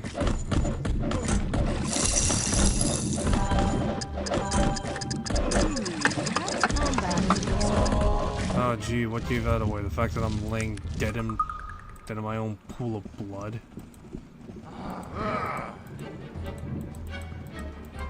Alright, come on, move, move, move.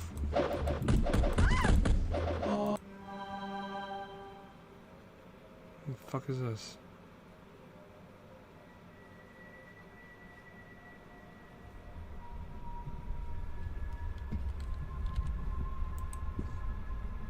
Hold there, what's your business? I'm here for Aronnax. Yes, of course. Told to expect visitors. Aronnax is inside.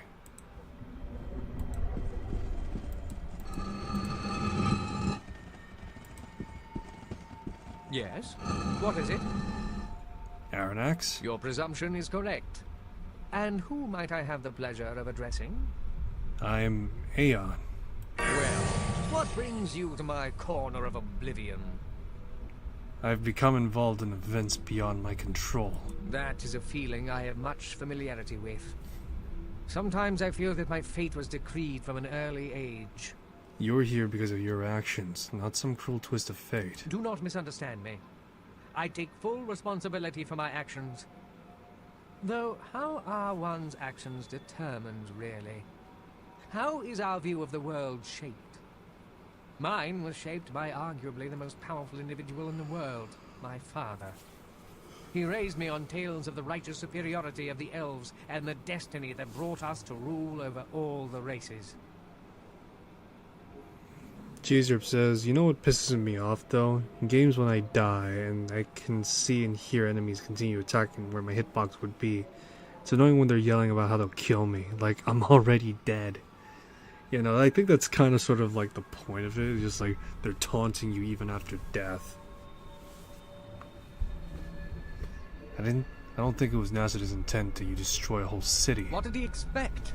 He shoved a young, immature, and inexperienced fool into a position of immense power and set me loose on the world. Why didn't he stop me? He should have stopped me. You're telling me you feel guilt over what you did? Most certainly. I have had 2,000 years of my grievous errors and judgment replaying themselves in my mind. One tends to grow a bit of a conscience in all that time. Interesting. Grievous errors in judgment? That's what you call the horror that you visited upon Vendigroth, upon all of Arcanum? Who's this goober? Supposedly the bad guy. Hello. Aren't you just a smarmy young lady? Tell me, just who are you, madam? I am Zan Alurin of the Dark Elves, The Aranax. BBEG? Supposedly. The Dark Elves who have worshipped you despite your defeat at the Ring of Brodgar. Seeing you here in this prison, it seems little has changed. Great Aranax, the eternally vanquished. I'll disregard your comments for now, young woman. You seem rather bitter towards me, and I suppose you have good reason. Good reason? Do you have any idea what your bravado did to our world?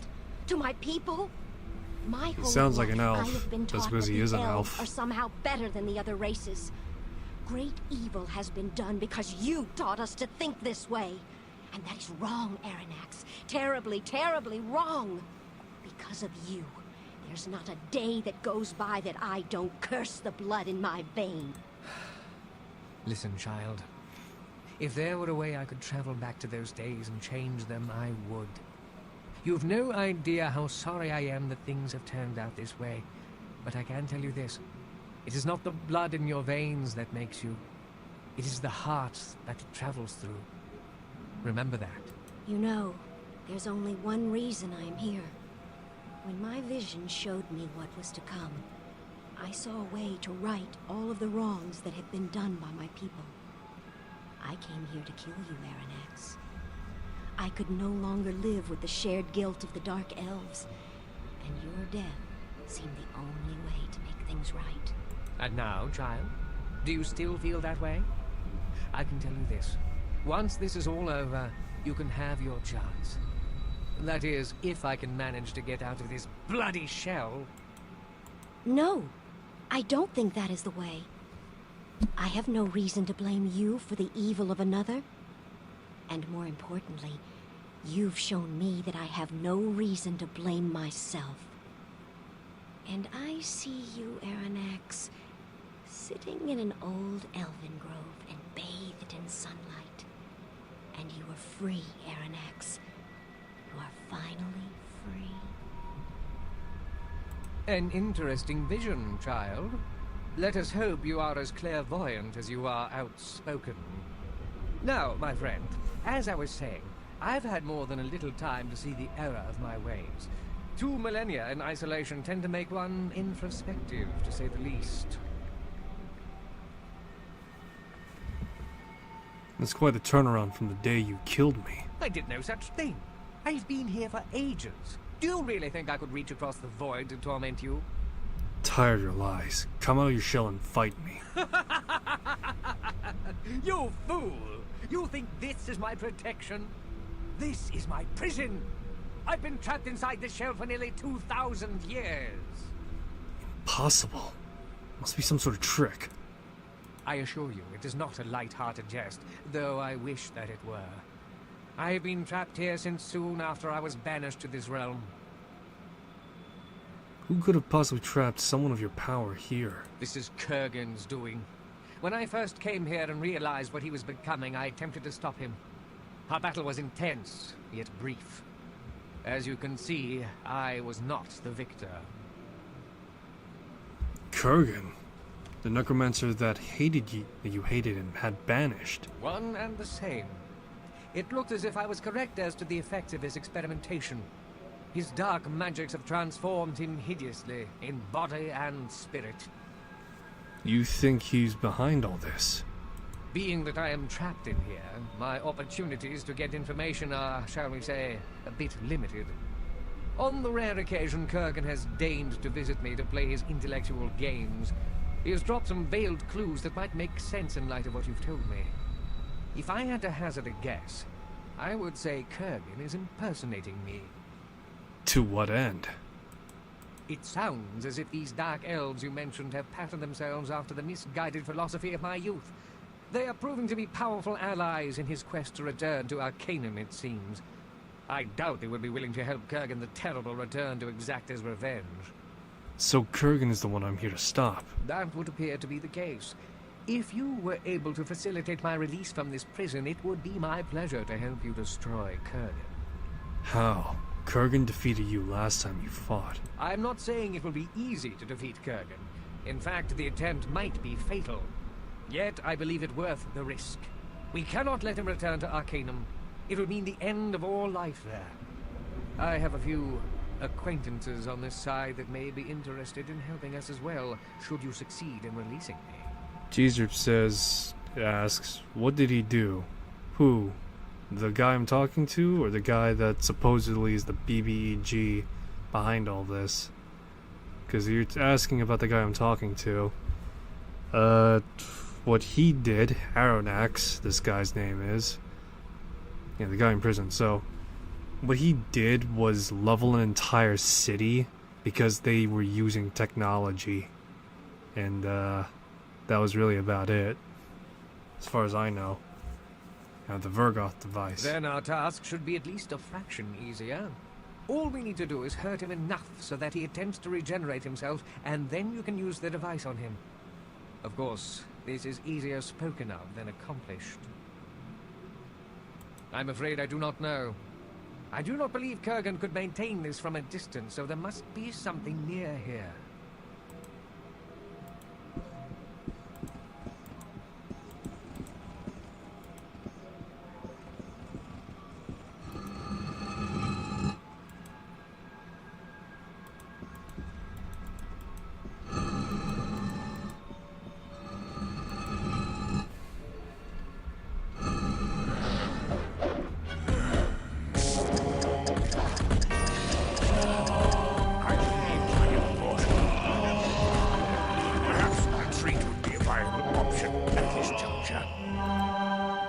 See, 1, 2, 3, 4, 5, 6, 7.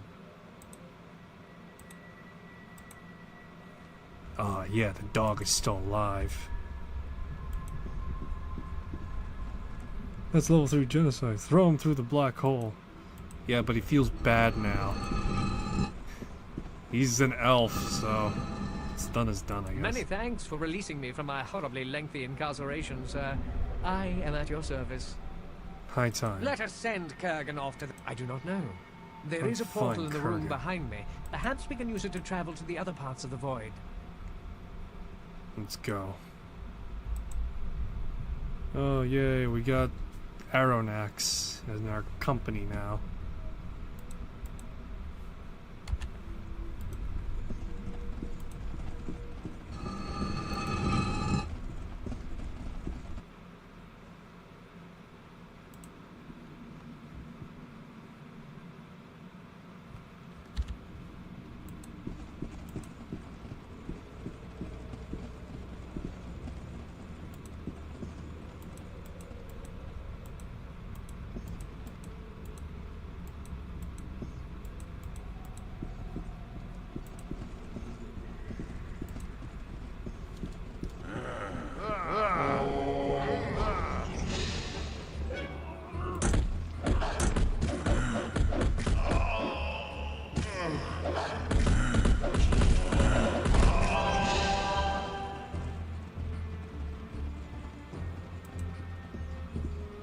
See.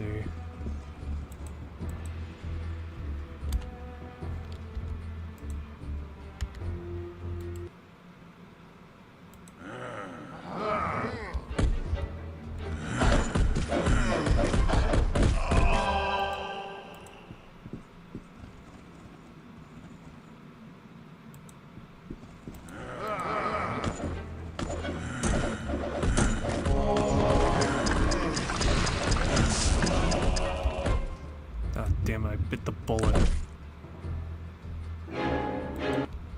Yes, I know, game, I'm dead. Fuck's sakes, again, game crash. Jeez.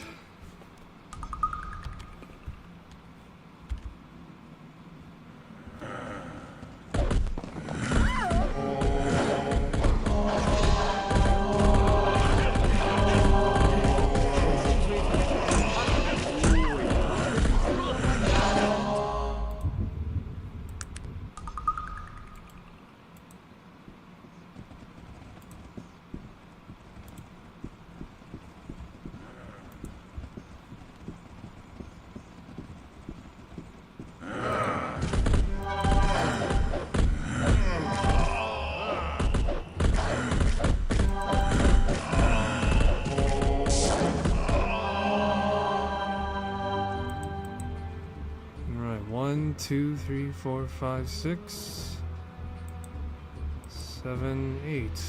Yep, everyone's still here so far. Let's see.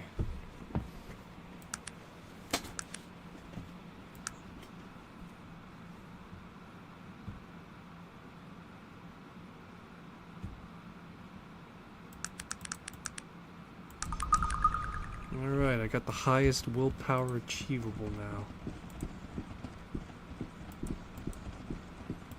I'm all will, baby. That's all I am, just willpower. I have more willpower than any Green Lantern. I'm Guy Gardner now.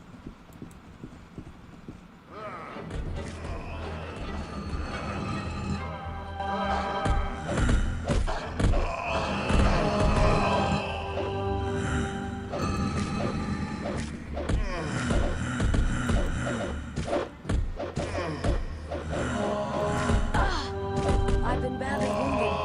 Please, my friend. I need healing. Friend, I've been wounded terribly. Quickly, I need healing.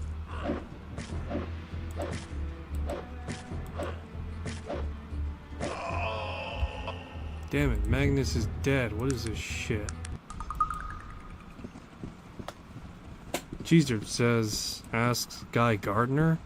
Yeah, pretty much is a Green Lantern with a bowl cut. That's his shtick. He's an asshole, but he's an asshole that's really good at what he does, so that's why he has the right of being an asshole.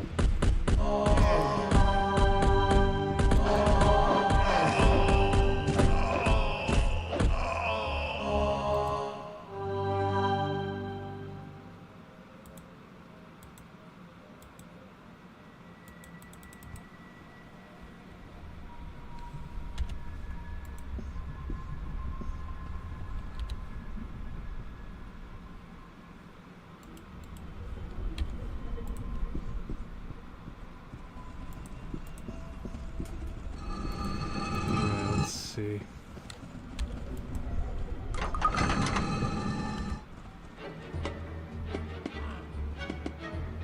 Of course. I'll do that right away.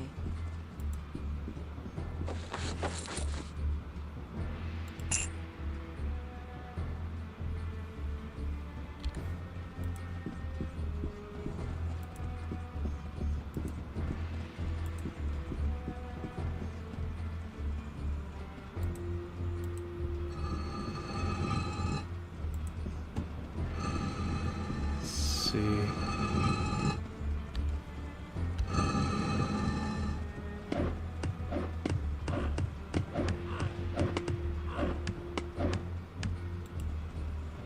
What is it that you want of me?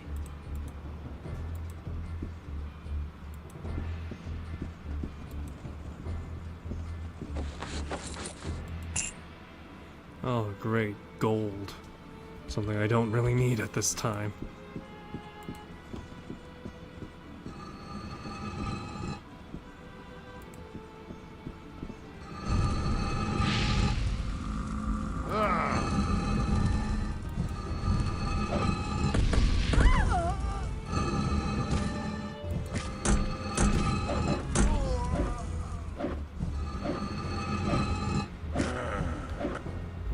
Fuck, come on.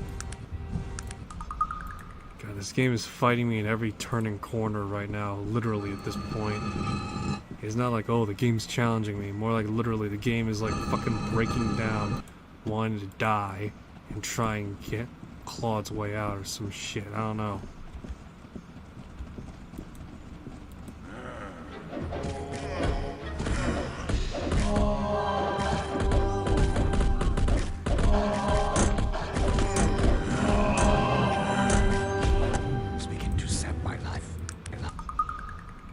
Right now, I guess I gotta fucking wait for some of my companions to regenerate.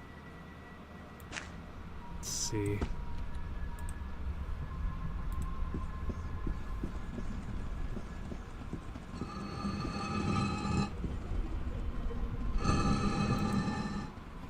Aranex, you're not yourself when you don't have fatigue.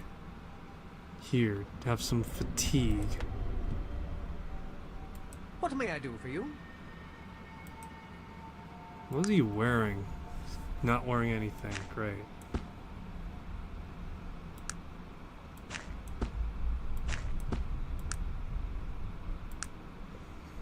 Yeah, it doesn't seem like he's wearing anything in terms of gear, so...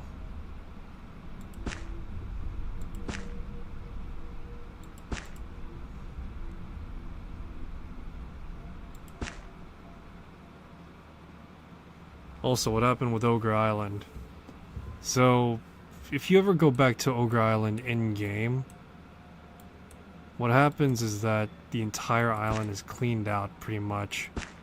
And so going back, you just find nothing.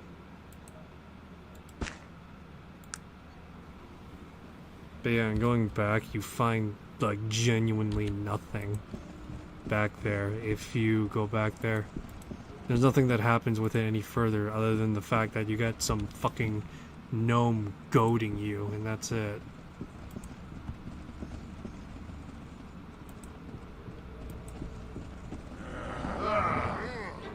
So the entire story's a hoax? No.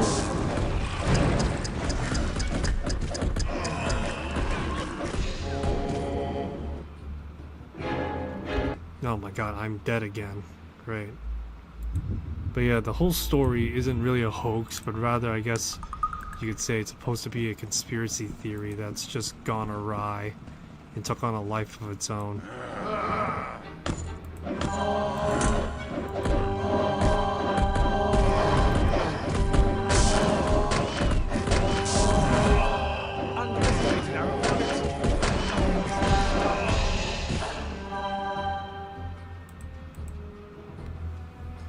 But yeah, the entire Ogre Island storyline isn't so much as a hoax, but it's a story that isn't really meant to have like a ending.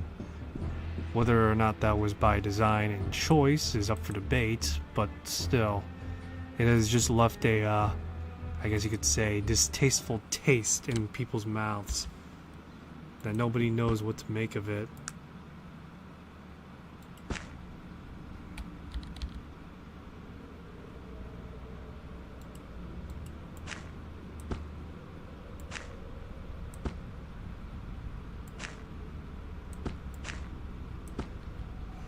Most assuredly.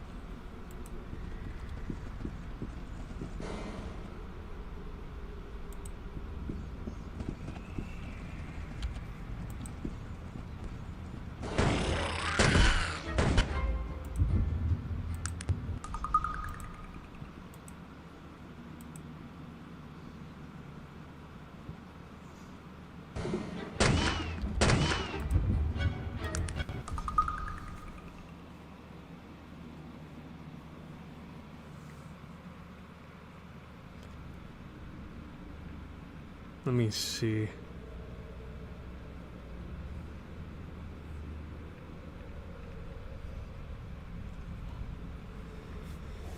Okay, so we have all sorts of stuff.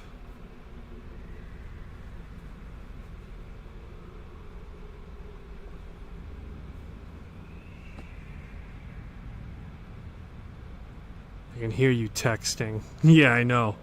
I'm looking at a guide right now because I know for a fucking fact I am not gonna fucking have any like serious tolerance to go through this.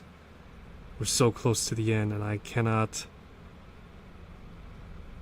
understate the fact that I want to try and I guess so to speak end it in me beating this game and such. So right now I'm looking at guides. Let's see what I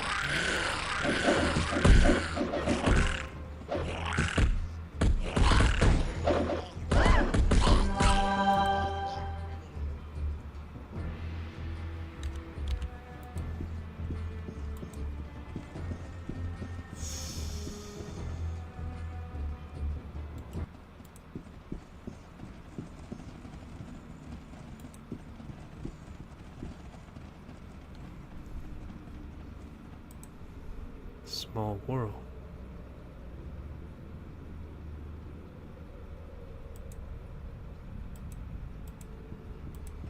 Gogreth is looking for food, huh? see.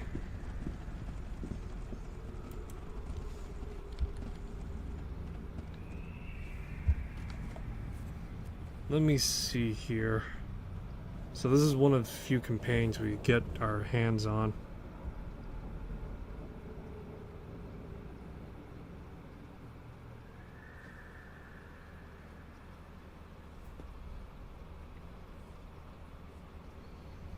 Gogarth. Insatiable appetite.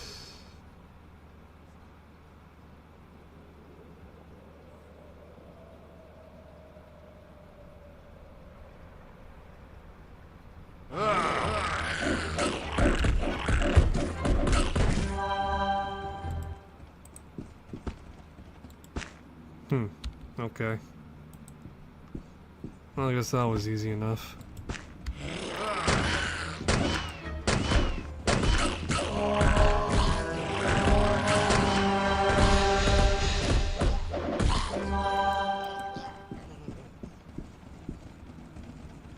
One, two, three, 4, 5, 6, 7, 8.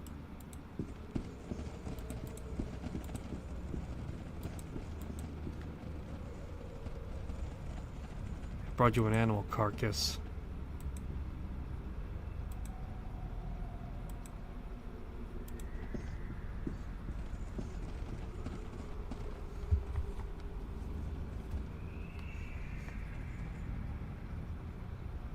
Alright, let me see.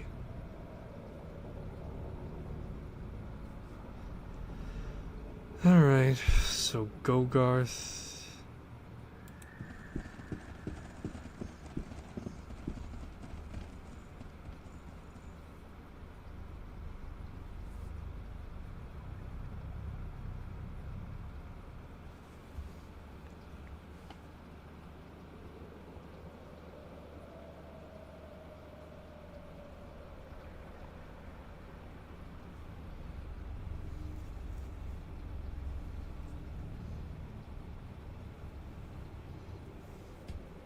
Player needs to have an evil alignment, or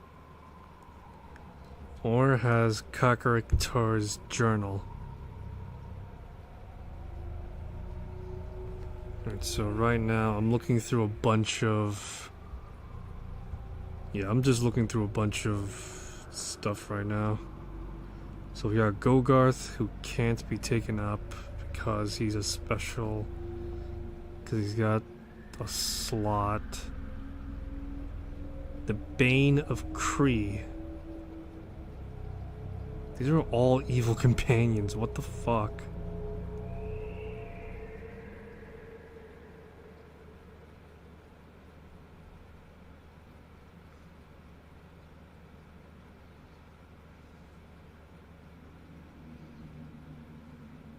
Having a journal doesn't help with insanely OP enemies. That's true, but specifically the reason why the journal was mentioned was because it's a special condition to bypass the evil alignment if it's it looks like.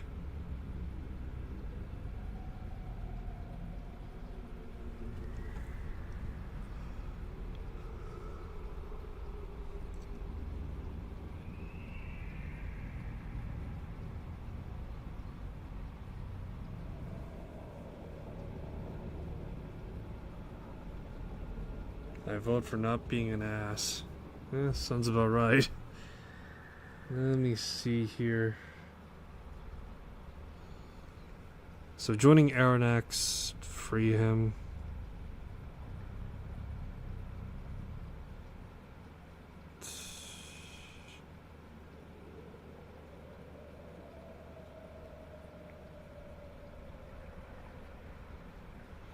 Okay then. Looks like we can only have Aranax, and that's it. Alright then, let's see here. I think it was Island 4? Let's see here.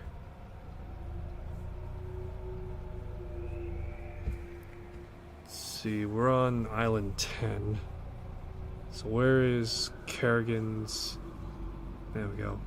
Island 3. see.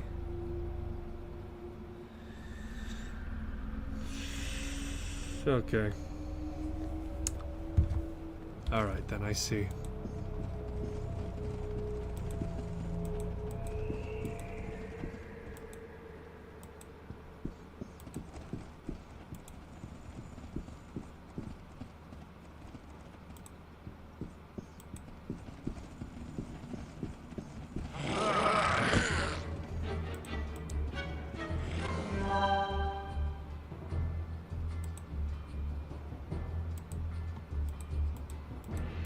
Where am I?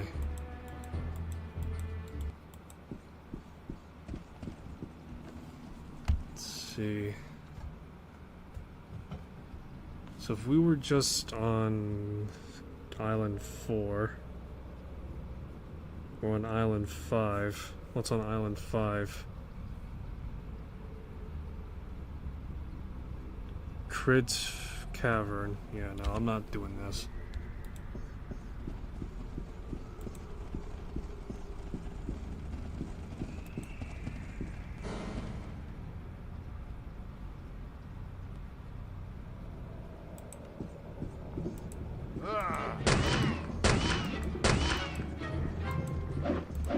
Run, boy, run!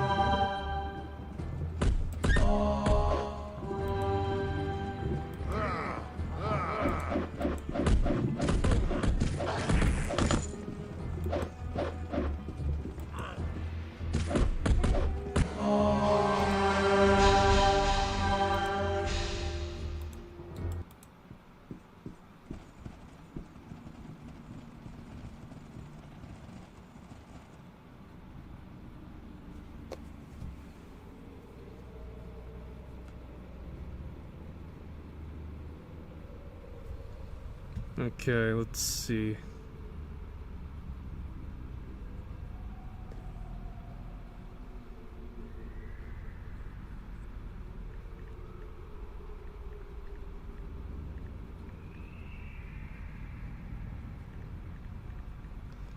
Where do we get this journal?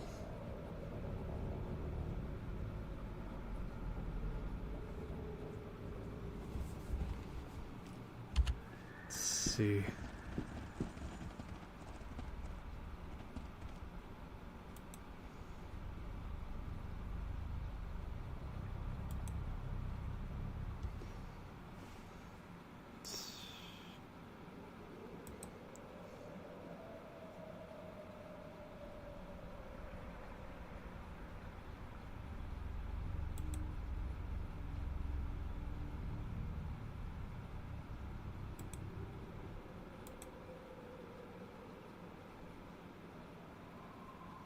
You make it sound so easy.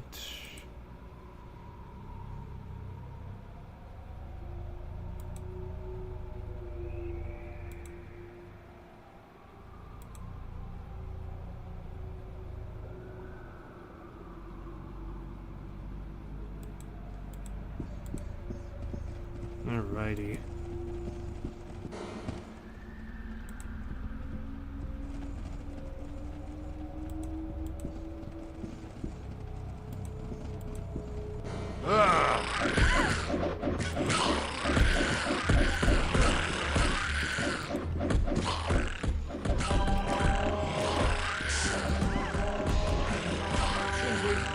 Underestimated our opponents. I am dying.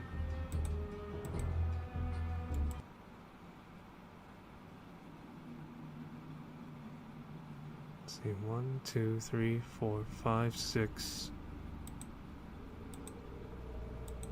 7, 8.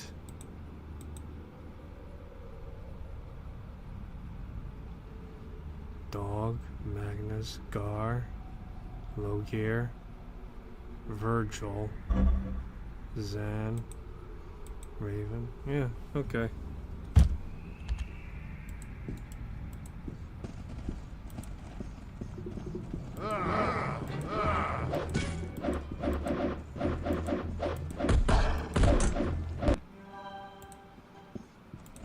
Alrighty.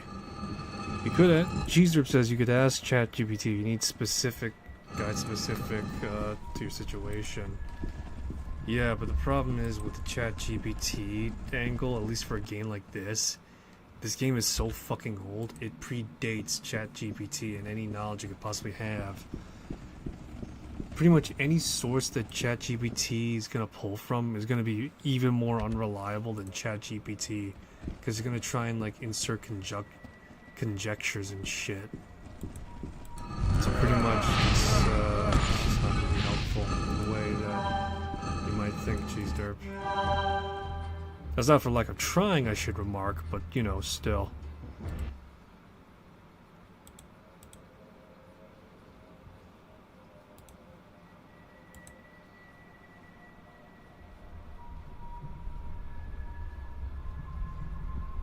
Jesus says, well, yeah, I thought about that too. Alrighty, so let's see here. Oy.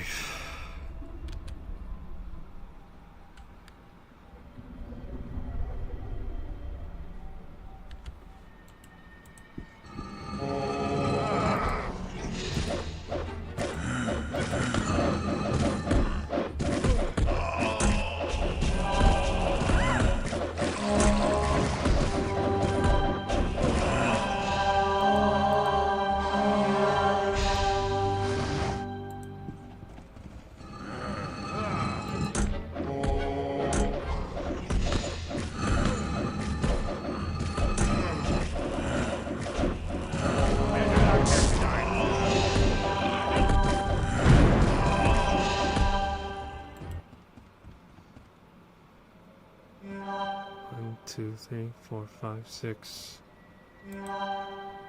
7, 8. Yay! Still have 8 of my companions.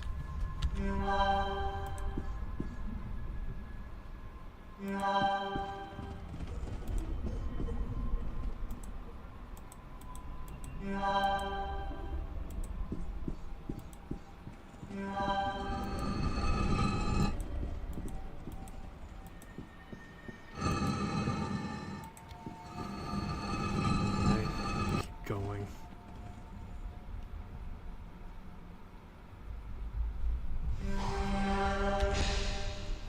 Hell's teeth.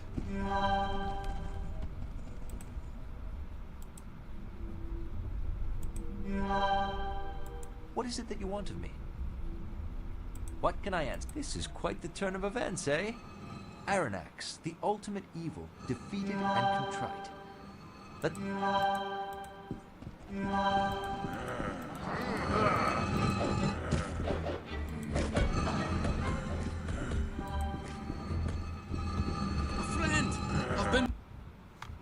Oh my god, my game's literally just decaying in real time. Oh my god. Alrighty.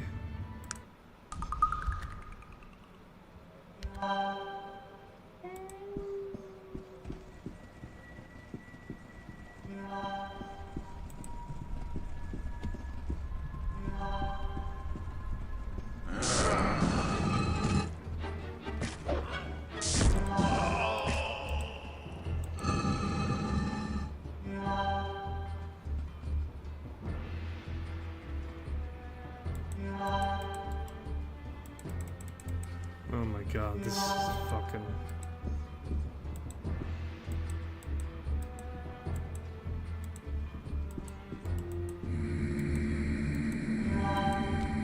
Most assuredly. It is done. Yes, I'll do that for you.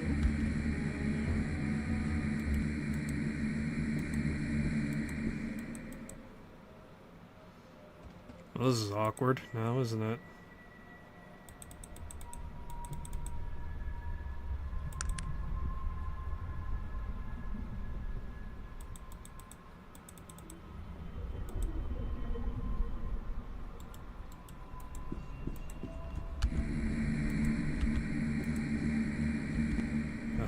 This game is just... Jesus says I blame the gnomes.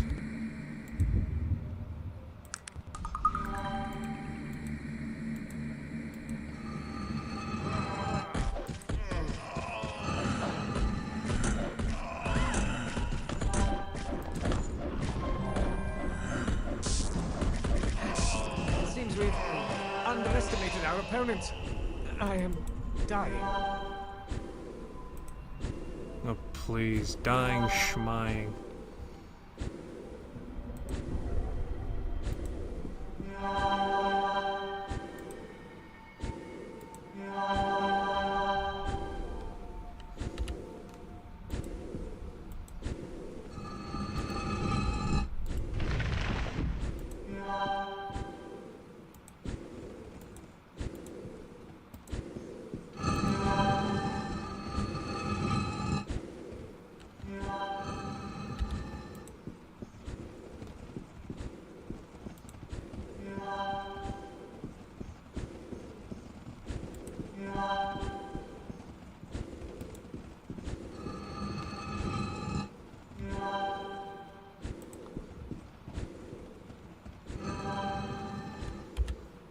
Alrighty.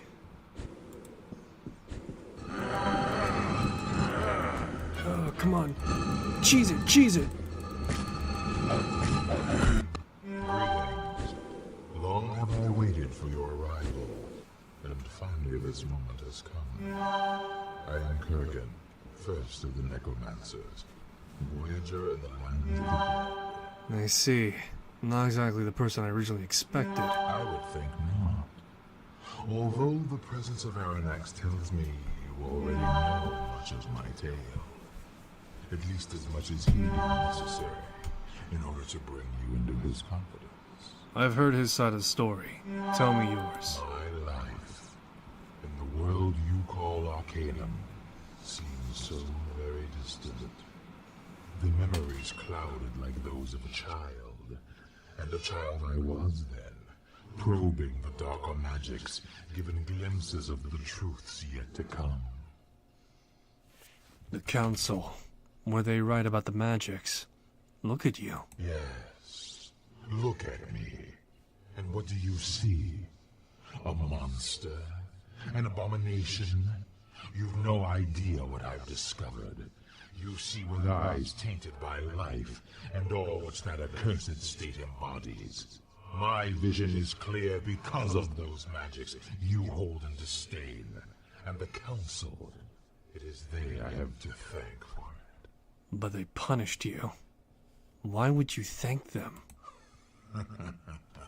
In your world, your Arcanum, I was powerful. Perhaps the most powerful human magicka who has ever been. But to humans, cursed with our shortness of life, our brevity, what is this power? What can be learned in that impermanent spark that is our lives? Nothing. But here, in this so-called prison, there are no limits. There is no end. I don't understand. This place, this void, has no time as you know it. I've been here for more than 2,000 of your years, and yet I've aged not at all. I feel as I did the moment they sent me here, or as when the Dark Elves first called to me. Do you now see? Here I can do everything I did in your world, but I am unfettered by the chains of mortality that time hangs upon us. But the Dark Elves thought they were calling to Aranax. Yes, I know. Ironic, isn't it? It was on my ears that their feeble and pathetic cries had fallen. To me, Kurgan, who had defeated their master and thrown him in chains. Kurgan, who had manipulated them into subverting the Bonari and weakening the wards. Kurgan, who used them to send me the dwarves of the Black Mountain clan, who have now finished the bridge back to Arcanum. But why? If you like it here so much, leave us alone. I truly wish I could. My reasons for returning aren't what you'd think. I have no aspirations for power or domination like your companion Aranax did. Aspirations that I became the victim of. No. Those are the motivations of the living, and I no longer place myself among them. Then what? What is it you want? If only I could show you the places I've seen, you might understand the things I say. I've been to the desolate lands, wandered by those souls who still see the lands of the living, but wear the cloak of the dead. Blind to their own ends, they cry, passing through one another like shadows in the dying light of day. I've traveled to where souls rot in torment, pierced with the jagged shards of life and vision, clinging to memory, regrets of the flesh. I saw that this prison was of their own making, and the key was in unknowing, in release. And still, I traveled on. And finally, I came to the place where souls go to die, where the mirrored and worn spirits fall into an endless sea of gray, mirrored glass. And I lowered myself within, and lay there among them, and I almost did not return. And do you know what I found there? There, among the silent and battered shells of the innumerable, peace, enlightenment, truth. Only then did I realize that this place, this life, is an abomination, a horrible distortion of the natural order. This life, who mothered pain and fear and envy, these twisted children who exist only because we are here to feed them, to nourish them. This life, this afterthought, a disturbance, a mere ripple in that great dead sea, not even the cause, but merely an effect, sending these souls upward, screaming for release from the day they are torn from their waters.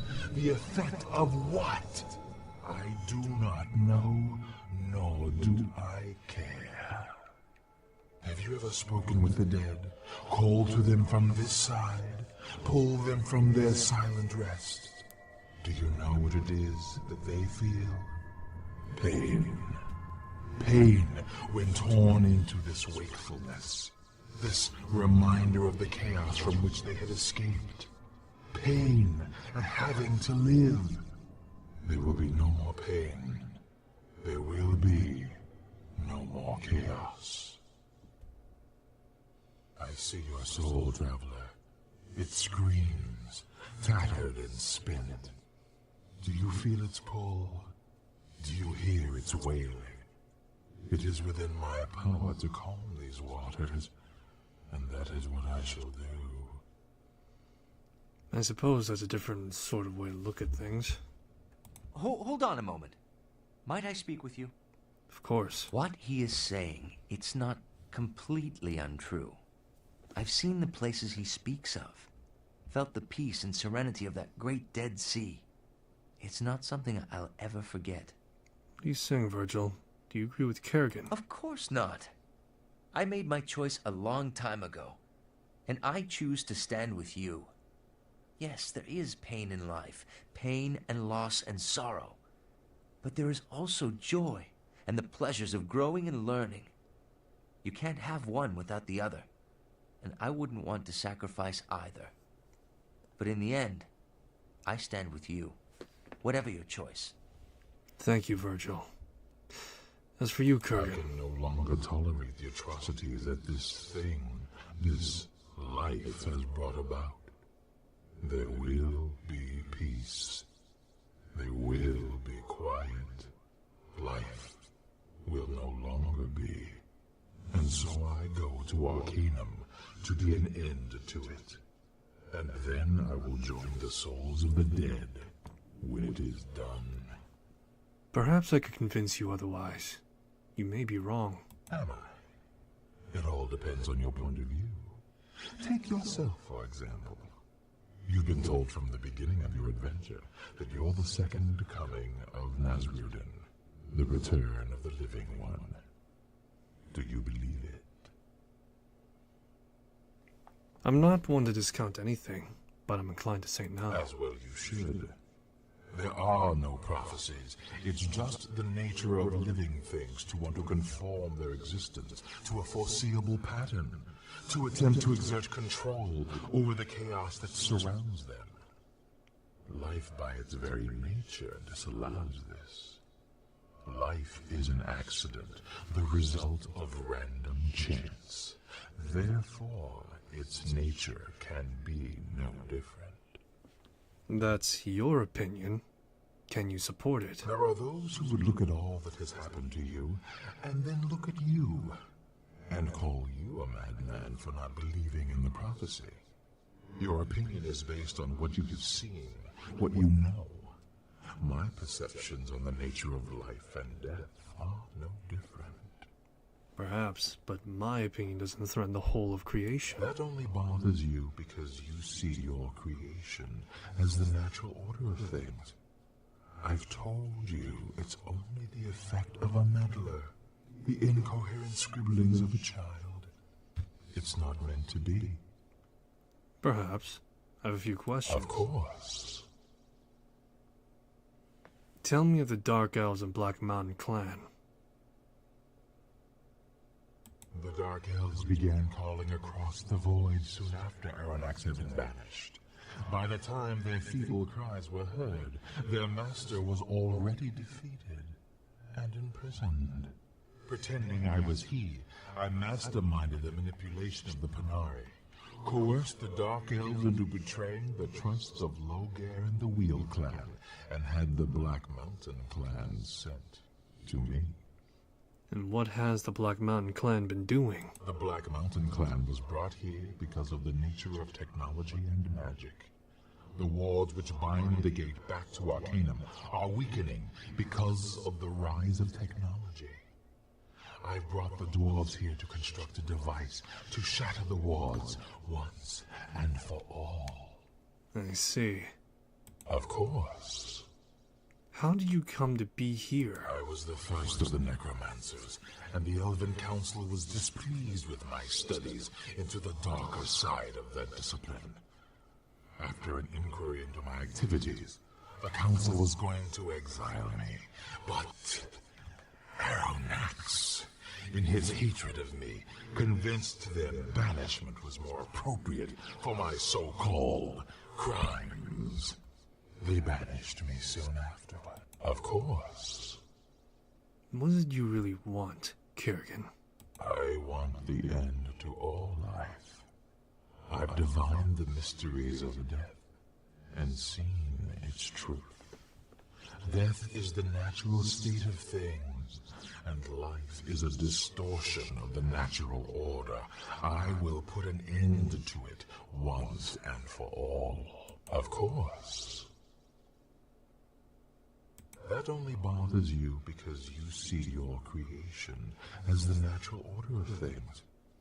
I've told you it's only the effect of a meddler, the incoherent scribblings of a child. It's not meant to be. So is possibly and why not? I realize that you follow the way of the righteous, or at least that's the role you've decided to play. But you've yet... I shall send you to that great dead sea. I want to try and do persuasion, because we're not suited for combat natively. I would think not. Let's see.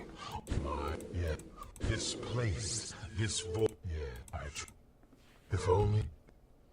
I see yours. Hold up. What? Of course. I can no longer tolerate the atrocities that this thing, this life has brought about. There will be peace. There will be quiet. Life will no longer... Am I? It all depends on your point of view. Take yourself, for example. You've been told from the beginning of your adventure that you're the second coming of Nazurdin, the return of the living one. Do you believe it? Of course. No. You're very, very wrong. There are no prophecies. It's only the nature of living things to want to conform their existence to a foreseeable... What I'm saying is that you don't have to obey this pattern. And why not? Are you daft, man? Are you not listening to what this madman is proposing? He will kill every living being in both realms, including you. I think you have taken leave of your senses. I will allow you this attempt at a peace. Splendid. I've spent the last 2,000 years developing my philosophy, but I'm always eager to hear another's thoughts. Please, proceed. Let's speak of the nature of life and death. Yes, let us speak of this. It is my opinion that the nature of life is accidental, that this reality we experience is merely a distortion of death. What say you, traveler? As you said, I only have my experience to draw from. Yes. But what has that experience taught you? I know not the roads you've traveled, but I do know that all living things feel pain and loss. It's my opinion that they feel these things because they were never meant for what we know as life. Their souls are not equipped for it. Hold it, Kurgan. That assumption is based on your experience. Yes, you're correct. I concede you that point. But I have seen both sides, whereas you have only the lands of the living. Trust me when I say that the souls who are called back to this life are in the most excruciating pain. It's unnatural.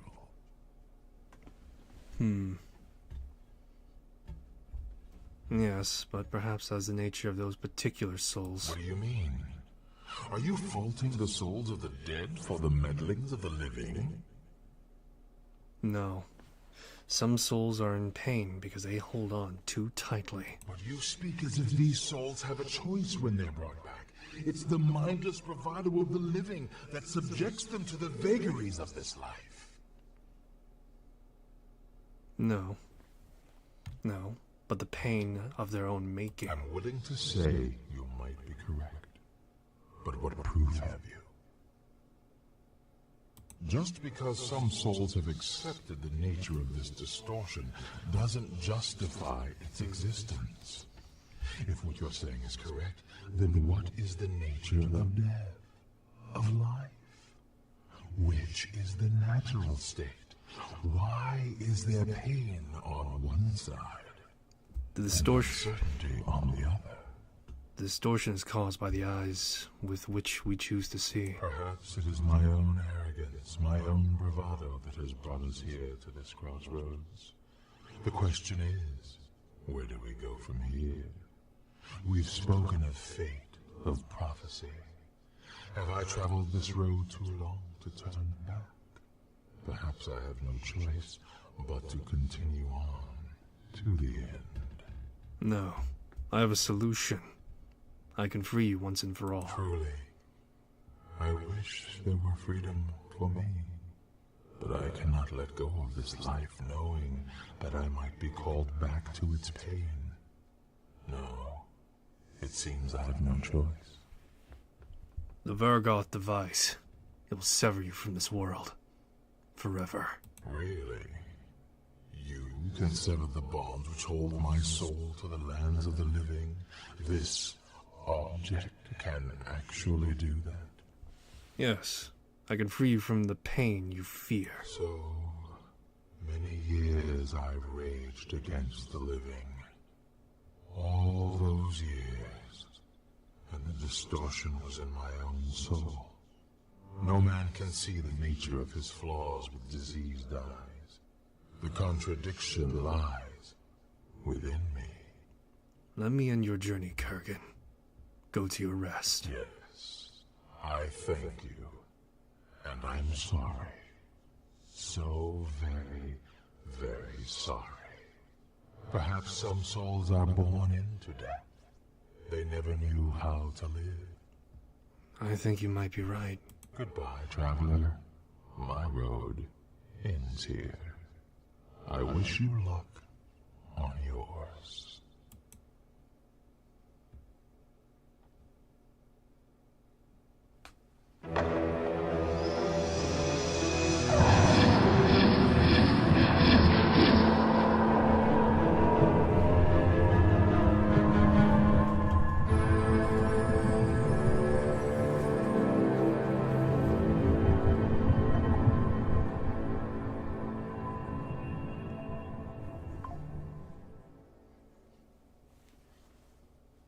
defeat of Lucan and his henchmen, coupled with your freeing of the ghost of Bessie Toon, enabled Shrouded Hills to grow and become a thriving community once again. A new silver vein is discovered in the old Bessie Toon mine. Workers pour into town by the dozens, and within a few years, Shrouded Hills is a bustling boomtown. Such towns often have problems keeping the peace. Shrouded Hills has no such trouble, mainly due to the efforts of their new sheriff, Doc Roberts. Don Throg, because of the advice that you gave him, became a leading political activist in the fight for Orcish rights. In time, he legalized Orcish labor unions, secured the vote for all citizens regardless of race or gender, and became the champion of equal rights and justice in Tarant. Before long, he was begrudgingly voted into the Industrial Council, and in a few years, he sat at its head. Maximilian was returned to Dernholm, and all of Cumbria rejoiced in the return of their rightful king. Under the new rule of Maximilian, Cumbria quickly grew into a powerful nation, embracing both magic and technology. And once again, the proud banner of the Dragon Knights flew from the ramparts of Dernholm Castle, set there by their new captain, Liana Peldar. Because of your outstanding efforts in negotiating the terms for Caledon's membership into the Unified Kingdom, as well as the wise governing policies of Don Throg, Caledon and Tarant became equally prosperous. There is peace for many years in Arcanum. Because you convinced the mayor of Blackroot to rejoin Cumbria, there is a small struggle between Maximilian and the Industrial Council concerning ownership of the town. Maximilian was determined to defend his own, and he was successful in doing so.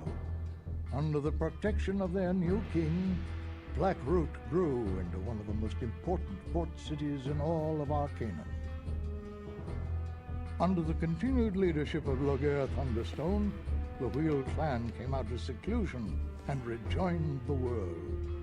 Loghaire himself lived for more than 800 years, and songs are still sung about his bravery and courage. Upon returning to Arcanum, Aranax buried his father on the Isle of Thanatos. Later he traveled to the Vendigroth Wastes, and there used his powers and single-handedly raised the city from the ruins it had become. Vendigroth again became a place of awe and wonder. Yet, after all of this, Arcanum is still what it always was, a place of possibility, a place of change. One thing is certain, and that is that nothing at all is ever certain in this place.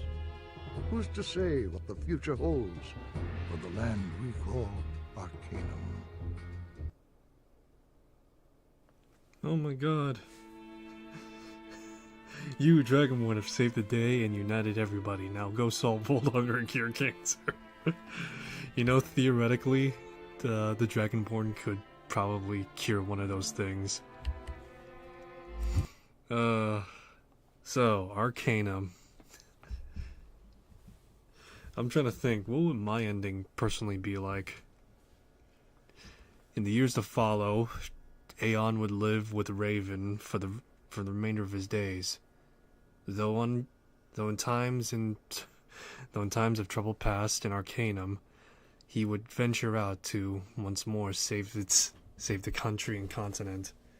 But in the twilight years of his days, he would spend by his side by the companion he found in the living one, Raven. I'm not good with this stuff, so let's just say that he lived happily ever after for the remainder of his days. The end. Wait, this isn't Lord of the Rings? No. Maybe. Who knows? He spent his life slaying gnomes. Yeah. Alright, but yeah. So, Arcanum. Overall, despite my technical problems with this game, I still really love playing through it. It was such an interesting and trippy experience that I would suggest, if you have the stomach for it, maybe try and play it.